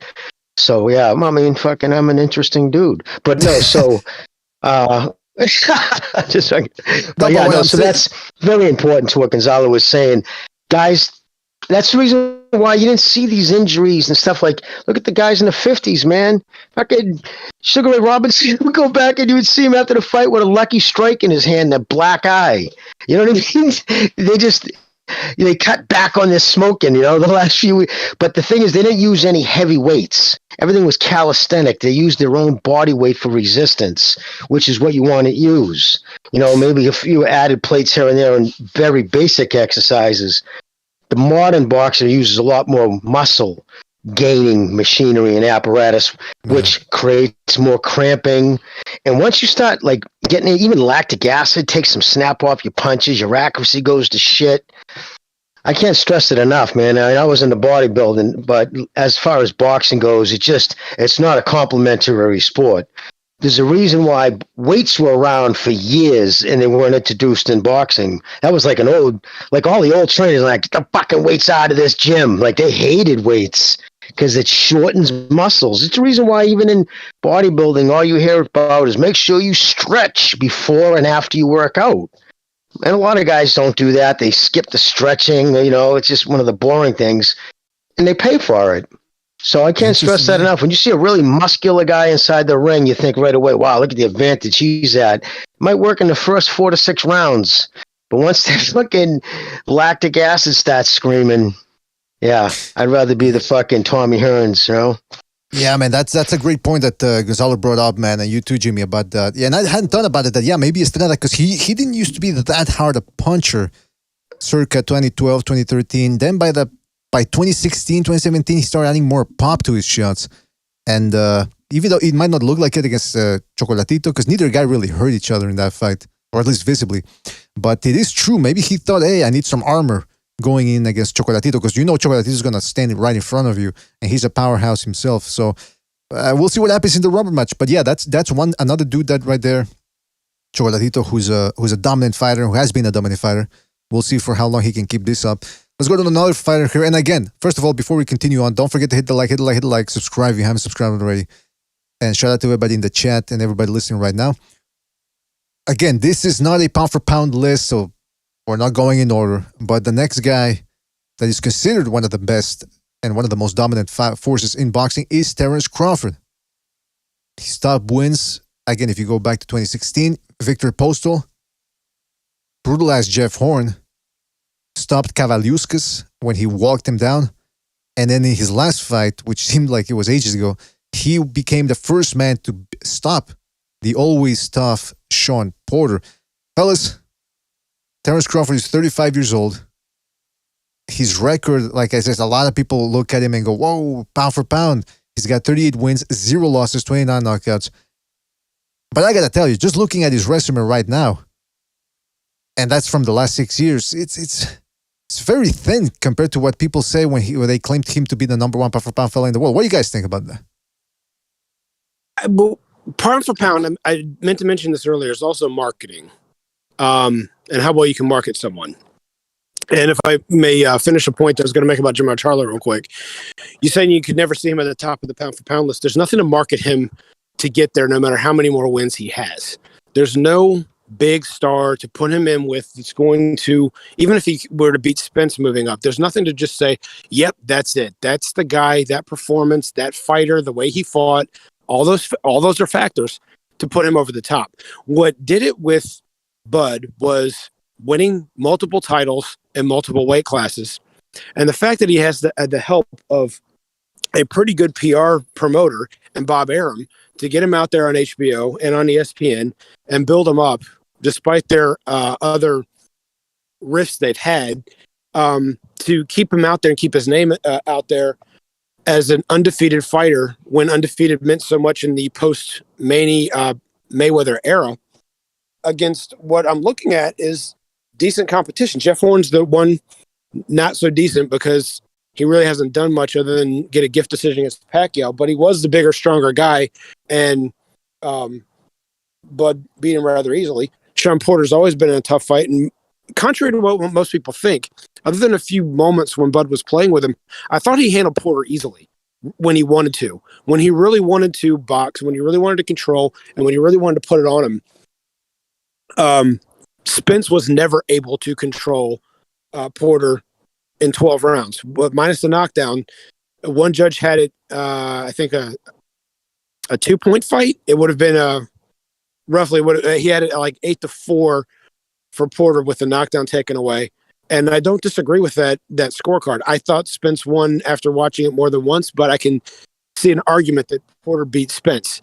That argument was nowhere near being close to being made when Porter was fighting Bud. There was never a point in time when you thought he was clearly in control, but beat him rather easily, and nobody does that to Porter. So, but again, I'm one of Bud's biggest fans on this panel. It's also how he does it. The way he switch hits. The way he does get hit, he does lose track of his defense sometimes, and you're probably going to put that on his weaknesses. But for the most part, he's almost always in control. He fights well with the jab on the inside and the outside. He can work the body well. There's nothing he can't do from either stance. And that's one of the things on skill-wise that you have to put for pound. That's probably one of the reasons why people put him there. I do not, as much of a fan as I am of him, I don't think he's pound for pound, but the argument of being undefeated in 3 weight classes, unifying a weight class, and beating the multiple world champions that he's beaten, it's hard to argue his spot in the top level of the pound for pound list. Interesting. I mean, I got to tell you, yeah, that's a lot of food for thought right there. I'd like to say some things in regards to that, but I'll let other people go first. Well, all right. I'll say about Crawford. Listen, you can't punish a guy for what's in his division at the time. And at 140, he was the undisputed, unified champion, Ring Magazine, lineal, and he was a 2-time Ring Magazine lineal champion, I believe, too. And yeah, he was unified. And a lot of those wins, people don't credit. Like, you know, even Ngannou, I always butcher that kid's name. He was undefeated going into that fight, knocking motherfuckers out. You know what I mean? And he went in there, yeah, and with 2 belts, and went out and went on the road to take those 2 belts. And Crawford out then destroyed him. He fought the kid that everybody says is an insane power, probably has the best first 4 rounds power in the welterweight division. The Polish kid, or is he Czech? I don't know, whatever he is. Kavalauskas. That kid punches like a fuck. Yeah, there's a kid I guarantee you is just one big cramp by the fucking 8th round. But anyway, so and took him out. So I don't go with that. I mean, I personally think his resume is far better than Spence's. Go down Spence's. If you really look at it, his best win is Kell Brook, when he went across the river and fucking took him out. Okay? But then Kell Brook also beat Porter. So that's, you know what I mean? Like, and when he had to fight Porter, okay, that's a very important thing. 2 things. If you go back and watch in between the round he went out and stopped Spence, there's a great video out there with, they have all the audio of his corner. And he's like, so what's up? Now, you got him? He's up. He's up. And that he was so sharp. Like, he's just, like you said earlier, a fighter worn out, like mentally worn out, tired. He was sitting there like blinking his eyes like he was sitting there playing cards, not breathing heavy at all. No deep breaths, had his mouth shut, breathing through his nose, making faces. He was like, oh, okay, went out and beat the shit out of Porter, and they stopped the fight. Because I think what's his name was fucking with him, telling that Porter was up to, you know, make him like maybe, you know, to get him motivated. And it did, but his face he made was so hilarious and without breathing heavy. So I'm like, wow, that dude's, you could tell right away when I saw that, I was like, this dude's fucking legs, he's got some wind, because he wasn't breathing heavy at all. Went out there and banged out Porter, something nobody else has been able to do. Spence didn't even come close to doing that. Now, I never saw him hurt Porter at all. So maybe I think once to the body. Well, you talk about Spence? He did drop versus Porter. He dropped him. Yeah, Spence dropped him, right? Yeah, I dropped him, but he never like got him close to fucking his father jumping in, you know, punching the fucking canvas goofy. All right, now, wasn't it more of a flash knockdown? Yeah, he got. Hold on. I want to hear from Gonzalo, because then we gotta keep. Yeah, we gotta keep this moving. So I want to hear from Gonzalo, and then I'll add some things to that. But Gonzalo, you want to add something to it? Right, go ahead. Yeah, these are the strengths all around. He's a good fighter, real good, underrated punching power. People, I think it kind of skips their mind that he's gotten all these knockouts because he's moved up in divisions and he's still been able to carry that knockout power. Obviously, Postol, he's a mover, so couldn't quite get to him. But everybody else, tough guys, Horn, big, tough. Kavaliuskas, good, like Jimmy said, for the first 4 rounds, like got a lot of punching power. Sean Porter never been knocked out before and stuff like that. So yeah, he's the goods, man. Well, listen, if I could add something to everything you guys said, to Gonzalo's point, the only time he really backfoot bitched it with anybody in this list, it was against Victor Postol, and that was 6 years ago. He has not done that since. In fact, that's what I like. I like that he got stunned against Kavaliuskas, and instead of running around the ring, which he could have done, by the way, I think he could have outboxed Kavaliuskas if he wanted to. He said, no, fuck this. I'm going to put the pressure on him, see if he can take it. But if we want to take it to the whole pound for pound level thing, Jimmy, you said, well, he can't do anything about the division he's in.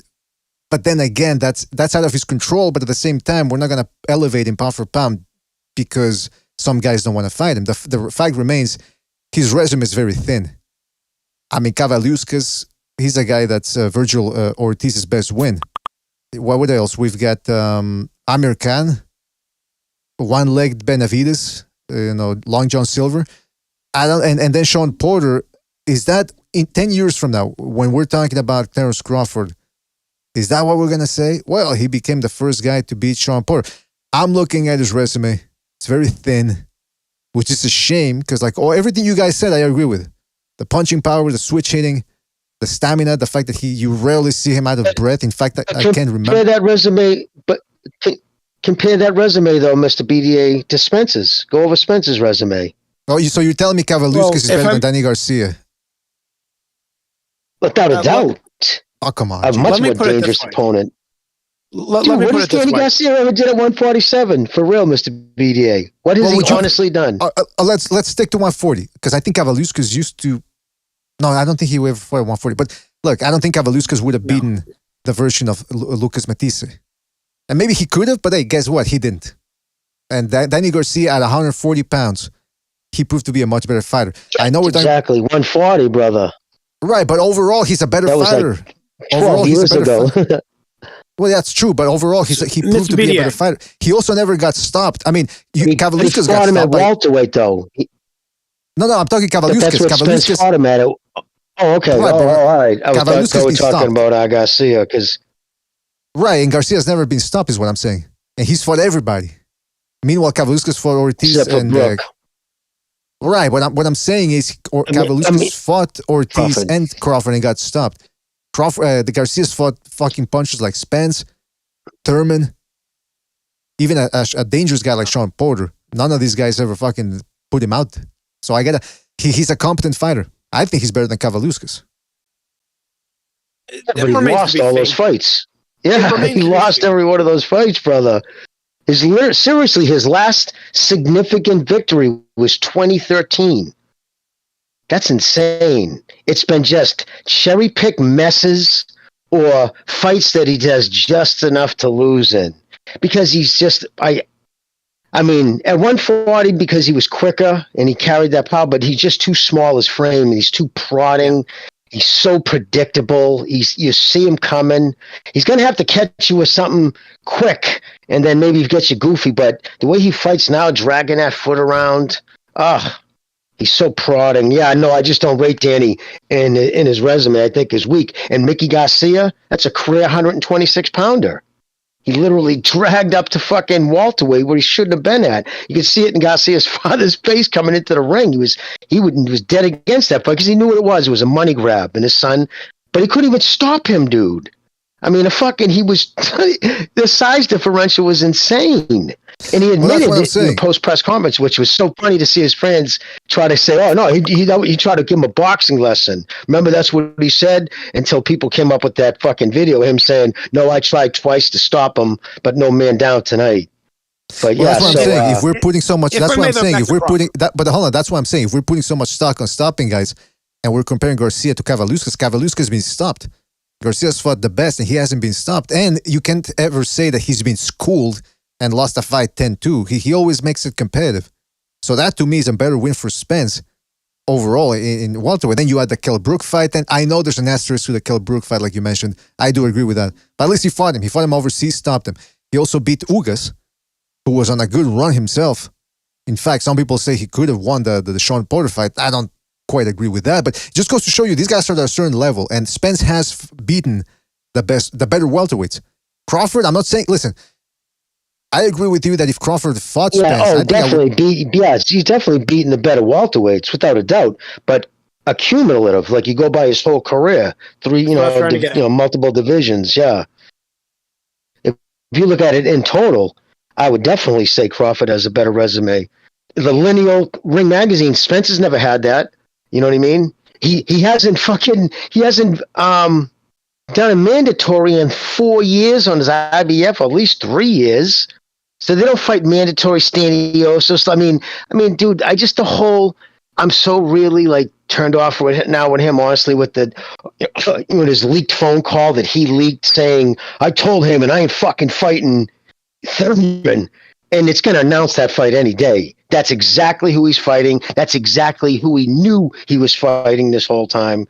You know what I mean? Give me a fucking break. It was all set up with the Barrios win when Thurman, they got him, and all of a sudden he got that ranking, which is a PBC, you buy those, kick money W. So he's number one. Oh, he's my mandatory, so I have to fight him. When he hasn't fought, Staniosos has been his mandatory for 2 years? It's ridiculous, dude. I just don't rate the guy. I think he got hurt real bad that accident more than people realize.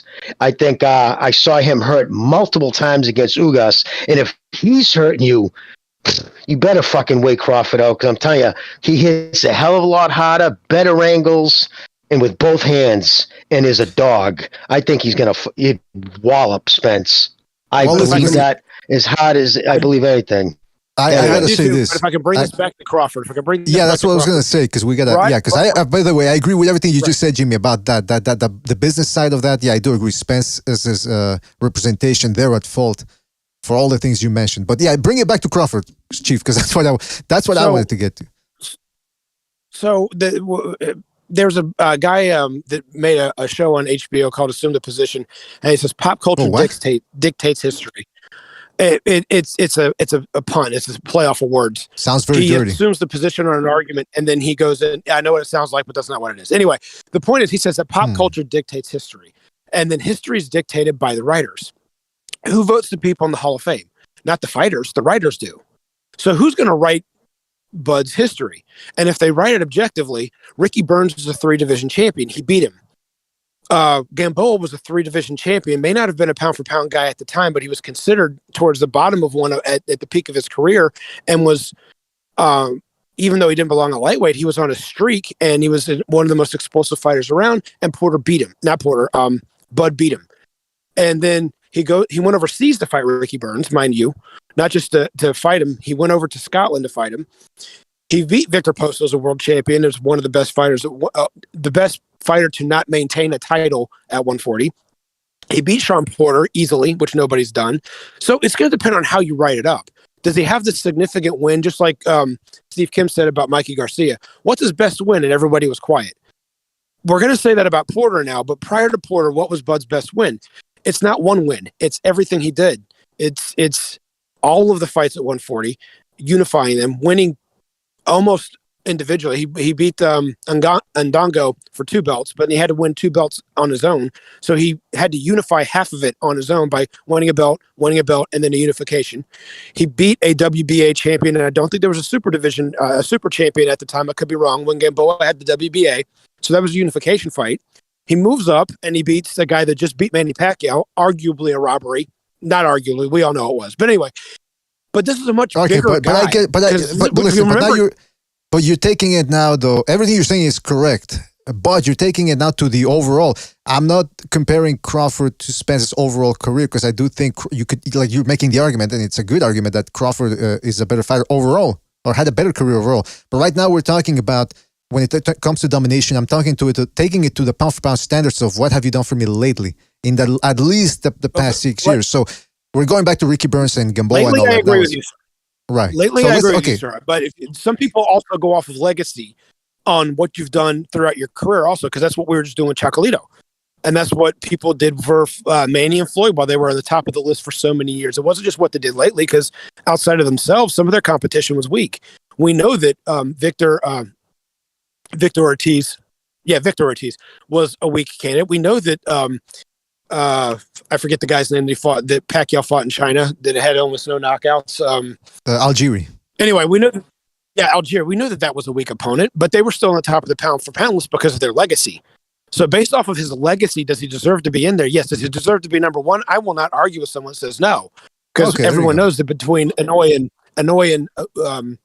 yeah, because but the thing is now because it turned into a whole thing about, again, it went back to Spence, and so now we're getting into that. Right. But I agree. Listen, I get what you're And I'm not trying to talk about Spence. I'm talking about his body of work is why he's in there and how he's done it. But I don't think he's number one. I think you're right there, sir. Okay. Well, we're gonna move on now. Based on the eye test.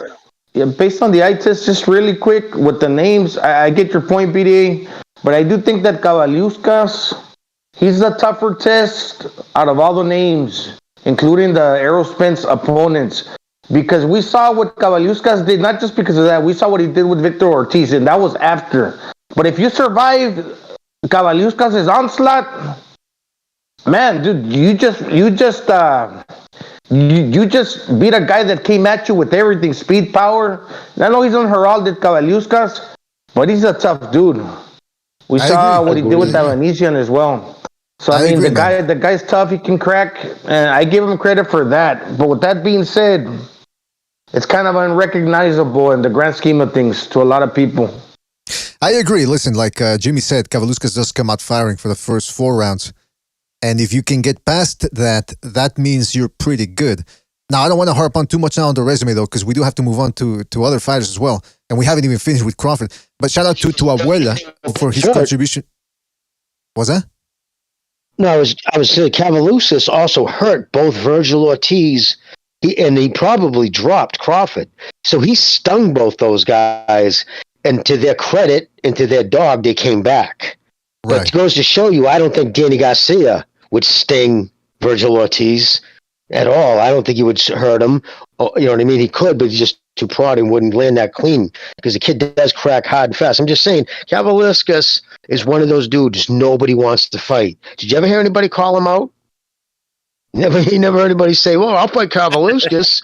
You know what I mean? You don't want to fight that guy if you don't have to. He's just that dude who just Right. punches like a truck, but just fucking falls off a cliff after 6 rounds. And he knows that. That's his game plan. He's going to come and try to take your head off.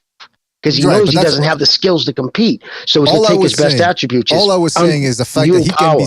All I was saying is the fact that he can be stopped makes him doesn't make him superior to Danny Garcia. That's all I stopped was by saying. Virgil Ortiz and Bunny, but stopped by who? Virgil Ortiz and Bud Crawford.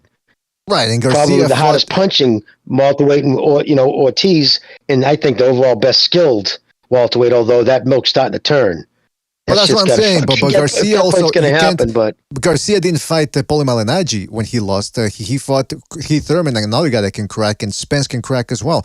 Does he crack as hard as Ortiz and Crawford? I don't know. Maybe I guess you could make the argument that he hits a little less harder. But the fact that he went 12 rounds against those guys and competitive we fights. all by the way. say that, right? But we all make that mistake when we talk about Danny Keith Thurman. Well, he can crack. We assume that. When's the last time this dude cracked anybody? He couldn't even stop Mario Barrios, who they dragged up from a knockout loss from a 135-pounder. They dragged him up to 147, and Keith couldn't even stop him. Keith is once upon a time, dude. That kid's power is gone. You know what I mean? So, like, we automatically, because we remember him, right? We just have a way of doing that, and it carries through. Like, oh, that kid used to crack. That don't happen anymore.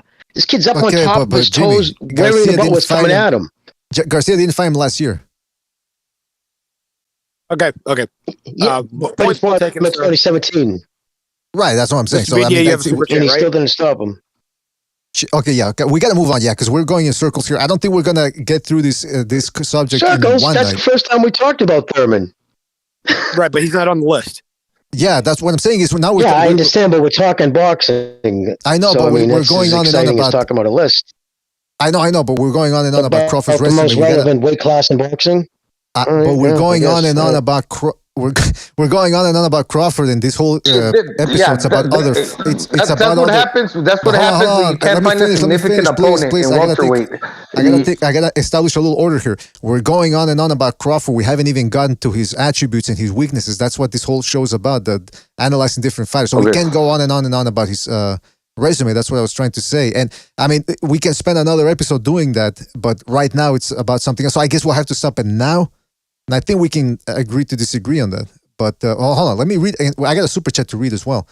Shout out to Abuela for his contribution with the super chat. He says, I had a dream that Max Schmeling helped end the war when he told Hitler in the future heavyweights will twerk. Hitler had a heart attack on the spot. Okay, that doesn't make any sense. But yeah, it would be interesting to see if that could happen, if they could delve into the future there. What the fuck is he on about? But what else was I going to say? All right, we got to move on. Jimmy, we got to move on from the Crawford thing. But I'll give you the last word on that if you want. In regards to the resume. All right, I think Jimmy maybe went to get a cup of coffee or something. All right, Terence Crawford. Okay, so we're going to move on here from the top wins. Hold on a second. Sorry, I just couldn't unmute it. But no, I had nothing else to add. Yeah, you got to understand. We got to move on from the whole resume thing. Well, if you want, we can keep going up near the end. But at least we got to get through some more of these names here because we're still stuck at Terence Crawford. All right, Crawford. His attributes. Now, this is again. I think we already touched on everything we were saying during this conversation here. But punching power, he's got underrated punching power. I mean, the guy's got some whipping type power there. The foot speed. That's another thing. The guy's pretty gosh darn quick. And if you look at the Sean Porter fight, it was really the quickness that kept the shorter Sean Porter. In fact, I do believe before the Sean Porter fight, we actually said that this guy stood the best chance of stopping Porter just because of that stylistic matchup with with the foot speed and the control. The fact that he can step in and then step right back out against a shorter guy like that was going to be hell for Porter. The switch hitting, like you guys mentioned, and the versatility too. I mean, the fact that he can get on his toes and box around a tall guy like Postol, and then when he wants to, he can walk a strong guy like Kavaluskas down. You got to give him credit for that. Guys, anything you want to add to this? I was just say, I think we did all that right when we talked about his attributes. I just wanted the one attribute I didn't say was just he transitions from left to right as smooth as anybody in boxing. He can do it without almost interrupting his offense, which is really not an easy thing to do at that level. And but that's the bit on Crawford. Anybody else? He's a good ball puncher to add to the punching power. Whipping type power. Different type of power than what Spence got. That's for sure. Shout out to Nicholas Argyros for his contribution to Super Chat. He says, if you display dominance in 2 or more weight classes. Well, yeah, that's what I've heard some people say too. Pound for pound is about moving up weight classes. We've had that discussion before too, that, hey, well, wait a minute. Well, what happens if you stay in a division and you clear it out? I mean, doesn't that put you in the pound for pound? So there's 2 arguments to be made about that, or multiple arguments to be made about that. But this episode isn't necessarily just about pound for pound, but it's related. It's related. All right, now let's move on then to his weaknesses. He tends to drop his hands. His guard is very weird. He has a guard. I've seen, like against Kavaluskas, he showed a guard, but it's not your standard type of guard. And like I said, he tends to drop those hands. That's how Gamboa got to him. That's how Kavaluskas got to him. Shorter guys were able to punch up with overhand shots and stun him. Inactivity at this point, I don't know if it's going to hurt him against Avanesian. I don't think it will. But inactivity really does, especially at his age, 35, you can only get away with it for so long. His age, like I said, 35 years old, this is when things start to break down. Can't do the same things you used to do at 26, 25, 27. No inside game. I'm not sure about this one, though, but when he fought Beltran, and that was years ago, he didn't really show an inside. It's not as pronounced at 147. It was better at the lighter weights. I see him clinching a lot when guys getting on the inside with him, which isn't easy because he doesn't let guys do that. But I've seen it. I have to. Go ahead, because I think in the Sean Porter fight, he was doing some clinching there as well. I'd say his inside game might be a little compromised because look, this once again, this is a good thing, but it also affects him in other things because just like everything, there's always for everything you do, there's always another way to how do you say counter that. He's got really long arms, and having long arms is a good thing. But when your arms are really that long, with a guy on the inside, there's a little bit more space between. And his punch, if you got T-Rex arm, just to make a comparison, he's gonna rat-a-tat-tat you quicker than when you try to get off your punches when your arms are that long. So basically, he's not going to be as quick on the trigger on the inside as a dude with shorter arms. Because if anything would benefit a guy with short arms, once he's in the inside, he can tattoo you quicker with combinations. That's why fighters like Mike Tyson, just to make an example, or a short explosive fighter that got speed, they say, he's got a disadvantage because he's a shorter fighter, but once that shorter fighter gets in the inside, he's gonna, like I said, he's gonna tattoo you quicker with combinations. And when you got long arms like Crawford, by the time he gets them arms swinging back and forth, there's space in between to punch him. I think that's what's going on with him. I'm not 100% sure. That's just my theory. And since he carries his arms to the side, and he's there to be open, but I think that boxers do that because they don't want you to look at their stance because if you show them your fists as you're facing them, they're gonna be able to read your punches as you're throwing them. They're gonna be able to pick you off. But if you carry your arms to the side, It's kind of like the Canelo thing. You don't see where the punches are coming because you're not necessarily particularly paying attention to where the hands are at. But that offers your face, so it's a bad thing too. It's a good thing, but it's a bad thing too. And it's coming to boxing. It's one of those things. You do things for a reason, but also you're exposed to others. So yeah, he got the long arms, and it could be against you on the inside. Mm-hmm. Well, definitely his age. If you're looking for negatives now, he's 35, ring rust for sure. And credit to him to being smart enough not to wait around. Come to find out, that offer wasn't just no money guaranteed, nothing up front guaranteed. That offer was for January of next year. So that wasn't even for this year. That was just recently, found out. But yeah, that's crazy. So yeah, he was like, no fucking way.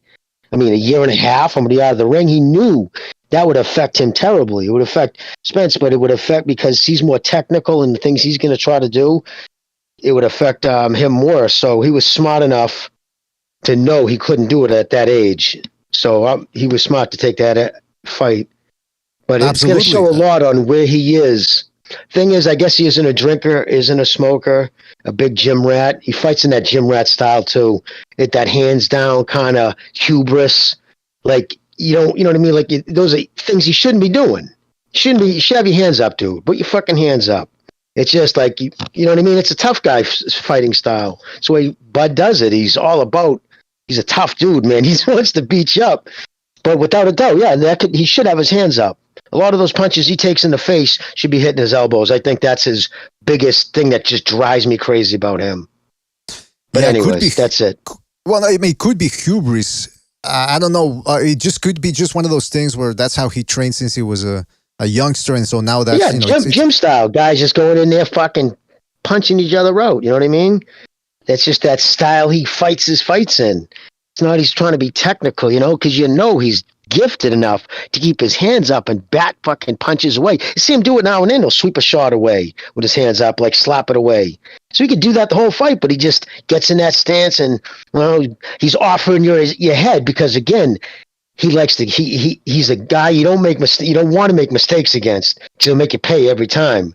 So he fucking leaves that head out like a law. Here it is, man. Here it is. My hand's down by my side.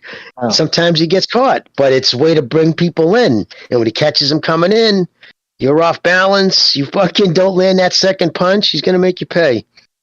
Well, you know what? That's a blindside you because you're not paying attention to the hands, and he's offering you the head to taunt you. So yeah, I get that. You know what? That's a law, right? Yeah. I was gonna say real quick because we gotta move on from Crawford here, but that's the thing though about the inside game or lack thereof. I'm telling you this. I saw, and people can watch it. It's on YouTube. Right, Terrence Crawford sparring. It's one of the rare videos of him sparring out there, and he's over at Gold's Gym, I think in New York or Brooklyn. I forget exactly where. And he's sparring some dude who's got rasta threads, smaller guy. Then after 5 or 6 rounds, he steps in there against Carlos Adames, who's by all accounts really should be a middleweight. Adames starts fucking hitting him with big shots. And Crawford, he's a little tired, so he's just keeping his hands up. And Adames is breaking through the guard. So Crawford lets him shoot off a couple of those big shots for about a round and a half. Then he gets close to Adames and starts hitting him with some beautiful, just little short shots off the high guard. So when I saw that, and that was prior to the Kavaliauskas fight. And then in the Kavaliauskas fight, he walked Kavaliauskas down. Yeah, he had a high guard. Did you say off the high guard, really? And he was catching him off the high guard. Yeah, so I was, earlier on, it was breaking his guard, and then he started walking Adames down and really not beating him up, but he was catching him with short little shots off the guard. Like he had his hands up. Curious, did he have his paws facing him? Did he have his paws outward? Because I haven't seen that video. I've never seen him really do that. Well, he had him in. I'll put the link in the Discord here. But okay, so cool. I'd like to see that.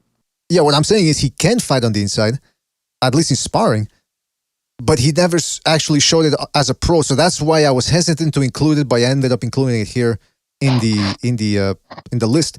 But it is one thing though, because I've seen him do a lot of clinching. But like Gonzalo said, maybe he doesn't want to do it in the fucking ring with the little gloves because he's got long ass arms, and that's not his inside. That's not his game. But I do believe he can do it. BDA. Just real quick to the point that I mentioned, just to make it like more relatable. Remember Gamboa? He got the little short arms, And when this guy got orangutan arms, really, he does long ass fucking arms. Yeah. If you try to go for him, like just you know that fucking thing that Conor McGregor does when he's playing around, like swinging the fucking arms. Imagine just being Crawford, but then you try to go side to side, swinging your arms, and the other guy's more compact. He's gonna get caught by the guy that's got the tighter inside game. Oh yeah, Crawford's wheelhouse is mid-range out, without a doubt. His arms are too long. He doesn't want to be chest to chest with you. He doesn't want to be fighting you like with his head against your head. That's not his. Yeah, because what Gonzalo said, his arms aren't built for that. His wheelhouse, without a doubt, like with Brooke, that distance right there, that final weird punch to where he threw it, and the punch that stopped him. That's his wheelhouse. I put the link here of that sparring session. It starts at 18:22. Thank you. No problem. At 18-minute, 22-second mark, that's when he starts sparring Adames. And you will see that he can fight on the inside. But it's just... Yeah, Is he a talker I think when he's sparring?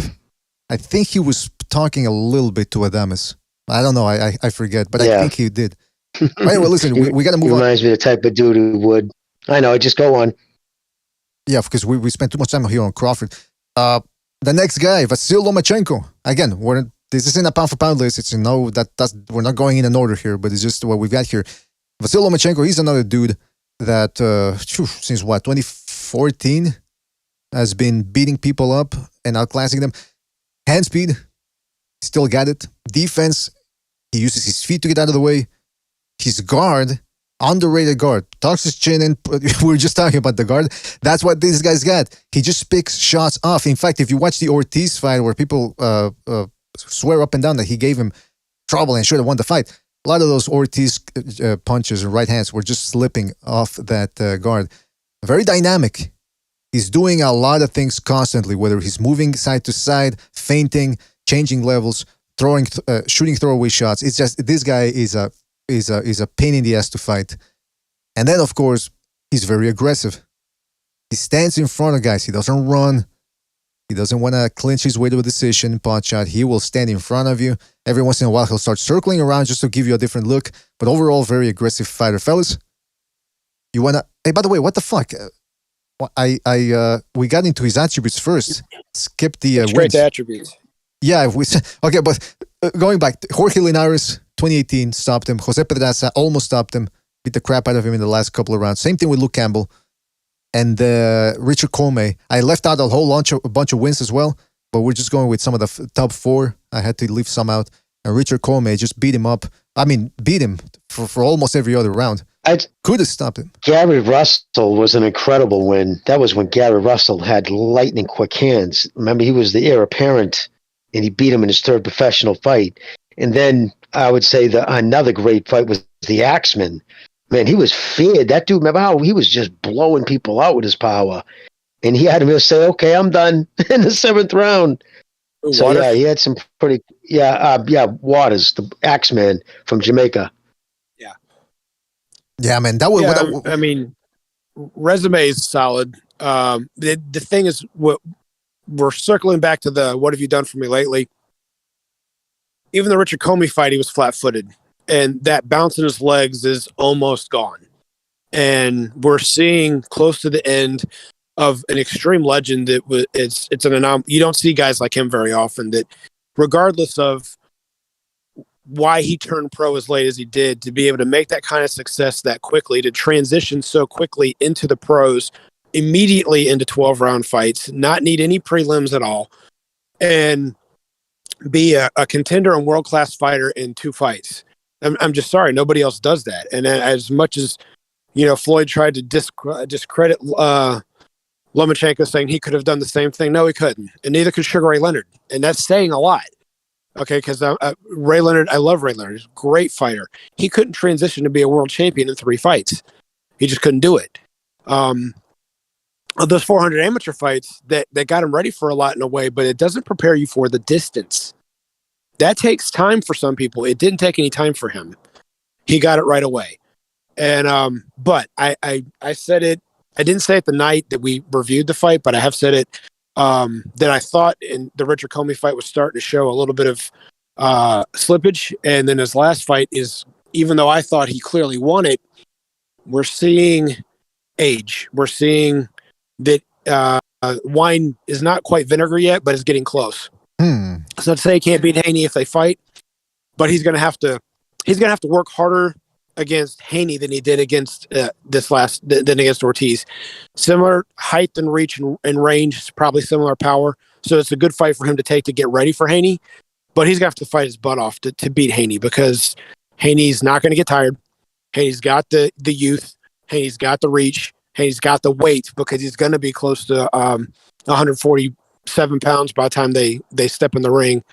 And I'm not picking Haney to win, and I don't pick against Duran. I don't pick against Chavez. I'm not going to pick against Lomachenko. But I'm one of the few people that can actually possibly see this going Haney's way based off of just the right time and nothing more. Can I just add something real quick?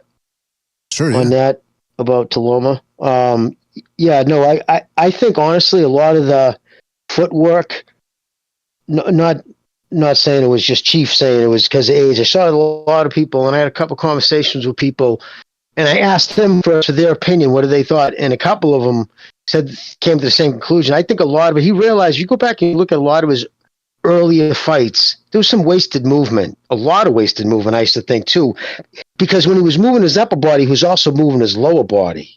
And it's like, because now it's overkill. You're baffling him with your hands, everything up. So I've seen him go more flat-footed now. And he's realized, because I think he's become more comfortable with the program, comfortable more at the weight where he can take these shots a little bit more. When it comes to Jermaine Ortiz is actually an excellent inside fighter. He's got an excellent inside game. He's a local boy from around here. Everybody's been real high on that kid. That's Haney's fucking weak spot. That's his kryptonite. He has no inside game. You break past his, you know what I mean? And then on top of that, he's fighting. Lomachenko's a southpaw. Remember what Jojo Diaz was able to jump in and touch up Haney, because it's hard for Haney when your best attribute's a jab. That's fighting a southpaw who moves well to you're away from your jab. And is excellent with angles. And once you break past that spot, that's why Haney's first reaction is to reach out and grab, because he knows he has no inside game. And Lomachenko hits a lot harder than fucking Jojo Diaz. And he hits harder than Linares. So, but yeah, no, I think just Jermaine Ortiz, people are just not realizing. I personally think that is going to age very well, that win, because I think that kid's going to go on, Jermaine Ortiz, and do some things at 135, or at least be a real thorn in the side. You know what I'm saying? You didn't hear, you haven't heard about Davis, Cruz, nobody else at 135 saying, oh, hey, I want to fight that kid, because they know it's too much work for not enough pay. So, and that's who Lomachenko took to come back. Like you said, almost the same height, right? Probably punches a little harder than Haney, but probably the same thing, you know what I mean? But got a good chin. That kid Ortiz never been stopped or supposedly down in was that how that went down? I can't remember, but I think it never was down. So it was purpose, because he was out for 10 months. So I think that was a big ask for a guy his age too. So I add all that up in a total, 10 months dealing with the war, the emotional bullshit, the baggage of that, coming back fighting a fucking young kid on the up who's good. I mean, they call him, what do they call him? The fucking tactician or whatever his nickname is. The kid's good. He's real good. And he come back and took him on. So, yeah, I got nothing but praise for that kid. Doesn't argue about pays, purses. Let's do it. Let's have the fight. You look at his resume. He tried to fight or fought every champion in every division he was in. And the hate he gets, maybe it's generated from the same hate. When he first came around, I didn't like him fighting for a title right away, because I'm a purist. I don't like change, and I was being a curmudgeon dick. But he just overtook me with what he was doing. I couldn't just sit back and, I'm like, wow, what the fuck? And that's when you see other professional fighters with that look. When you hear about kids like Bam Bam Rodriguez, the hottest young American fucking fighter right now, says he studies Lomachenko. Is there a better compliment? But still, will get people call up and he's an overhype. But anyways, I just think the kid's he's generational. And the three fastest out champion too in history. Anyway, sorry, Chief. I'm sorry. I'm trying to talk with you, not over you. But I agree. Yeah, no, I understand. I do see slippage. I don't think that the walking flat-footed is just because he's not wasting as much energy. I don't think he's got the spring that he used to have. Because I noticed in the Comey fight that he just wasn't, when he was trying to bounce, it wasn't like he was doing at 126 and 130, given he's at a heavier weight. I get that. And he's been off longer. He's 35. He's had 400 amateur fights. I get all these reasons of everything that goes on to what he is now. And I still think he's an excellent, excellent fighter. And I think anybody outside of Haney at lightweight isn't going to beat him. And I'm not picking Haney to beat him, mind you. I'm just saying that I think Haney's got a really live shot based off of what Loma is now versus what Loma was 3 years ago. There you go, man. Well, listen, there's a lot to be said about Vasyl Lomachenko. I want to give a shout out to Dennis F. from Boston for his contribution to the Super Chat. He says, it's because he doesn't respect his opponents, in my opinion. I think he's talking about Lomachenko. I don't know if disrespect is the way I would put it necessarily, but he definitely has an arrogant side to him in that sense that I do believe that he thinks he's going in there to win, that he's superior, and he's going to find a way to win. But I don't know, I think he always takes it seriously. I mean, this guy, look, when you have that type of amateur career and professional career that these guys had, he's just the epitome of consistency, and he doesn't take fighters lightly. I've never seen him take a guy lightly. He always comes in shape and ready to. It's a partnership with his father, brother. You know what I mean? That's what it is. He really respects his father and listens to everything he says. Like, he's an intricate part. Like, I know he wouldn't fight without his father, because like he teaches him, and he was a strength and conditioning coach, and I think he carries that. That's part of his arrogance. It's like having that secret weapon. I mean, look at Usyk, the praise he threw on the old man. I mean, the dude, like, he knows what he's doing. So I think that you know what I mean? Like, I just wanted to bounce off what you were saying, but yeah. But he is, without a doubt, listen, 35 years old. Again, he's not going to get any better. It's only downhill. So, of course, the snap and the bounce and the step, of course, is going to be affected by age. So, you're 100% right, Chief. I wasn't saying, like, that I disagree with what you were saying. I say I think a lot of it's also strategic, that he realizes because he's 35, he can't waste any extra energy as much as he does. Because, again, he's fighting in a weight class he shouldn't even be in. He's like in that Manny Pacquiao thing, fighting in a weight class that he could still easily be making 130. But nobody would fight him down there. And like I said about Chocolito, I'm sorry, Gonzalo, real quick. Like I said about Chocolito, about fighting in a division and being as competitive and dominant in a division that you don't belong in is the very definition of pound for pound. Sorry, Gonzalo. Yeah, I was just going to add, I think another weakness, if you could call it that, is he's spending too much time to, in other words, to pull his car out of the driveway. It's been 2 times where it goes 4 or 5 rounds against Teofimo and against this guy, the last guy he fought, Jermaine Ortiz, to get going, to get his offense going. 4 or 5 rounds to actually get going. Now you leave yourself little to no margin to lose rounds, because now you have to win all of them. You have to win all of them, and people, I'm not saying that the blueprint's out, but when they fight Lomachenko, they're going to be on their A game. They're going to really, really prepare. So, yeah, that's what's going on right now with him also. It's another extra burden. Shout out to Nicholas Argyros for his contribution to the Super Chat. He says, don't count Loma out yet. He's waited his whole life for this. Shout out to Nicholas Argyros for his contribution. And especially, you know what, I think also it's because he knows he's 34. We're talking about Terence Crawford being 35. 34, he's in the same wheelhouse, or at around the same wheelhouse. And I know every fighter ages differently, but it's still, he's 34. So he probably knows that it's counting down, or the countdown has begun, and he has to get something done pronto. Hey, by the way, shout out to Plutonium Loach as well for his contribution to Super Chat. He says, Boxing Ego named his rubber Pito the Bronze Bomber. Come on. These fucking people. Oh, man. Plutonium Loach always has to take it there, man. You know what? I'm actually afraid not to read his Super Chats. That's how improper they may be.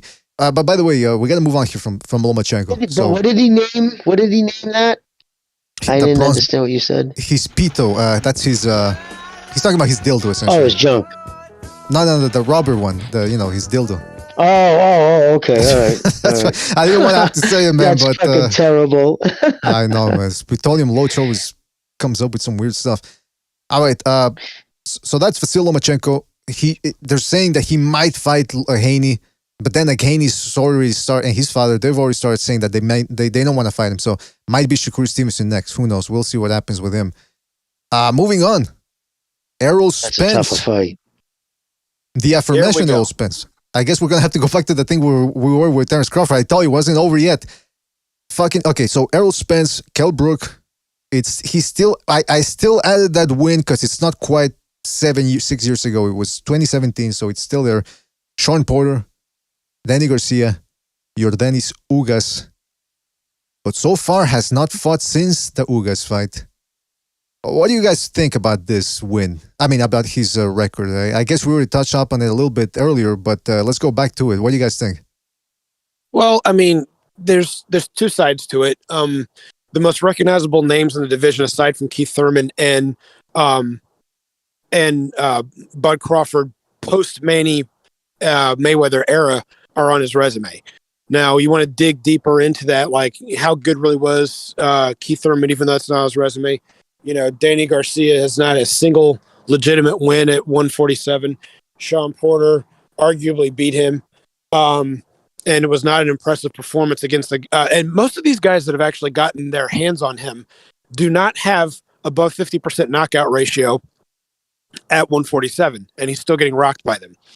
That being said, I've never seen a lefty be able to work the body the way he does. And Lomachenko's good at hitting the body, but I'm talking about with that right hook. Getting in there and fighting almost like Chavez-esque by being able to whip the hook to the body. But he's doing it from the left-handed stance. I've just never really seen that before, and he does it very well. He's physically strong. His power that he showed early in his career on the way up was mostly against guys that weren't going to be able to take him a lot of rounds. It was more to, like I said, part of pound for pound is marketing. And so if they market him against guys that he can stop on the way up, he looks unstoppable. At the world-class level, he doesn't hit quite as hard. Most people don't. But, you know, when you Jimmy's gone on with me saying this, when you're stunned that many times against Ugas, whose knockout ratio is under 40%, you know, 147 is a really deep, legendary weight class. Where are you going to be ranked against the greats when it's done if Ugas is staggering you 3 times in 30 seconds? That's all I'm saying. Yeah, I agree with that, man. The Ugas fight was weird. We're going to get to that when we talk about his weaknesses. But, okay, so let's move on there so we can get to the weaknesses. But we've got what the fuck is going on here? Hold on. Mixing up the names. Okay, so Chief, you alluded to the body punching. I love me some body punching, and when Errol Spence goes to the body, he goes to the body as well as anybody out there. Whether it's with the left uppercut or a right hook to the body, he will try to bang away. He's got a good jab. Usually, southpaws don't have that great jabs, but he likes to snap it there. He did some good work against Sean Porter and against Danny Garcia. That jab is certainly long, and it's a good weapon. The pressure he puts, too. He's able to cut the ring off very well. Suffocating pressure sometimes. So he stopped Chris Algieri by cutting off the ring, something Pacquiao couldn't quite do. He almost had Algieri out of there, dropped him 5 times, but just couldn't put that final touch. And the punching power, he does hit hard. It's not quite one shot and I take you out, but it is a type of power that wears guys down. Tell us anything you want to say about this? I'd just say he has thudding power. It's not explosive. He just thuds it. Like even in his jab, I think his best jab was against Brook. He was stepping way out. Remember, he would just throw it on the end of the step when he was stepping into his jab. It was more of a power jab. When he throws it that way, I think it's at his best. But when you throw your power jab, you also put you kind of in a vulnerable spot. If the guy times your jab, you're in a position to really take a good shot. So, you know, I can usually probably do it against someone like Crawford. You're going to snap it out more. So your feet are in a better position to deal with whatever he's going to do next. But, yeah, no, he's big for the weight class. He's adapted to it. He's grown into his man size. He has no problem still making 147. I'm not going to throw asparagine. I'm just going to be honest, man. You look at the dude's got back, especially you looking at those pictures from back in 2016, 2017. Motherfucker needed a biopsy. He had bitch tits so bad, And it's just, he did, man. It's fucking, there's a few pitches out there like, wow. And you can usually see it if you catch him when he's little chubby, because you can add body fat and that's going to sit right in there. And they're all swelled up. And remember, man, when I first got on this show, there was always rumors out of that fucking Texas gym. And that's with Ify Ajaya was knocking everybody out, people running out of the ring, and all of a sudden he left that gym and he couldn't hit it, knock everybody out anymore. But there was always those things. The Charlo brothers, they were exploding people. The older brother knocked out his first 15 opponents in the first 3 or 4 rounds. And then all of a sudden you start winning and you start getting testing. And I think they all do it, everybody. So I'm not, casting aspersions, but I think that's part of the thing with Spence, man. When you're up there, now it's WBC, you got all those belts. Someone's testing you probably, or you don't definitely want to take the risk. So, so that's his attributes, his size, his jab, his body work, and his conditioning. He seems to be a decent conditioned athlete. But I tell you what, though, the alcohol, that's a negative thing. But anyway. I tell you what, though, I'm reading the chat, and people don't like Spence or Crawford. they're saying, fuck those guys. They're both overrated. I think it's really because the fact that they haven't fought each other. People have just had enough. I've certainly had enough as well. The fact that they're definitely the best of this era. They're definitely the best welterweights of this era. But I said it before, and I said it on the show. This isn't Hearns Leonard. This isn't Pacquiao Mayweather. This isn't De La Hoya Trinidad. It's Donald Curry, Milt McCroy. Oh. That fight was on regular. That fight was on regular ABC, and those were two extremely talented welterweights. They were the best of their time that fought really good fighters to get to where they were, but they weren't a level of fame. I'll put it that way. I think that either one of those guys prior to fighting each other could have given any welterweight in history a tough fight and possibly beaten some, but no one's going to consider them A-level welterweights. And I'm referring to Curry and McCroy, but this is that same level. They're just not above the Marlon Starling, Simon Brown, Donald Curry level. They're not yet. They need each other to pass through that mark towards being mentioned with the legendary welterweights. Right now, that's where I have both of them at welterweight. I have Bud career-wise higher than that based off of his longevity and everything else he's done. But at welterweight, they're both at that second-tier level of legendary welterweights based off of accomplishments. I can agree with that. Absolutely, man. But people really have had it with him. Gonzalo, 2 seconds. Just real quick, shout out to Abuela for his contribution with the super chat. Again, he says, Abuela loves Earl El Borracho Spence. He's calling him a drunk. And he puts in those beer emojis. Gonzalo, go ahead, man. Fucking people. Yeah, I'd say he has good fundamentals. And he's got good balance. And you could tell he got good balance because, like Chief was saying, that for a left-hander, he really hits to the body with the right hand. He's real effective. So it's just like for a right-hander, hitting to the liver with the left for a right-hander is probably not that easy. Chavez can do it.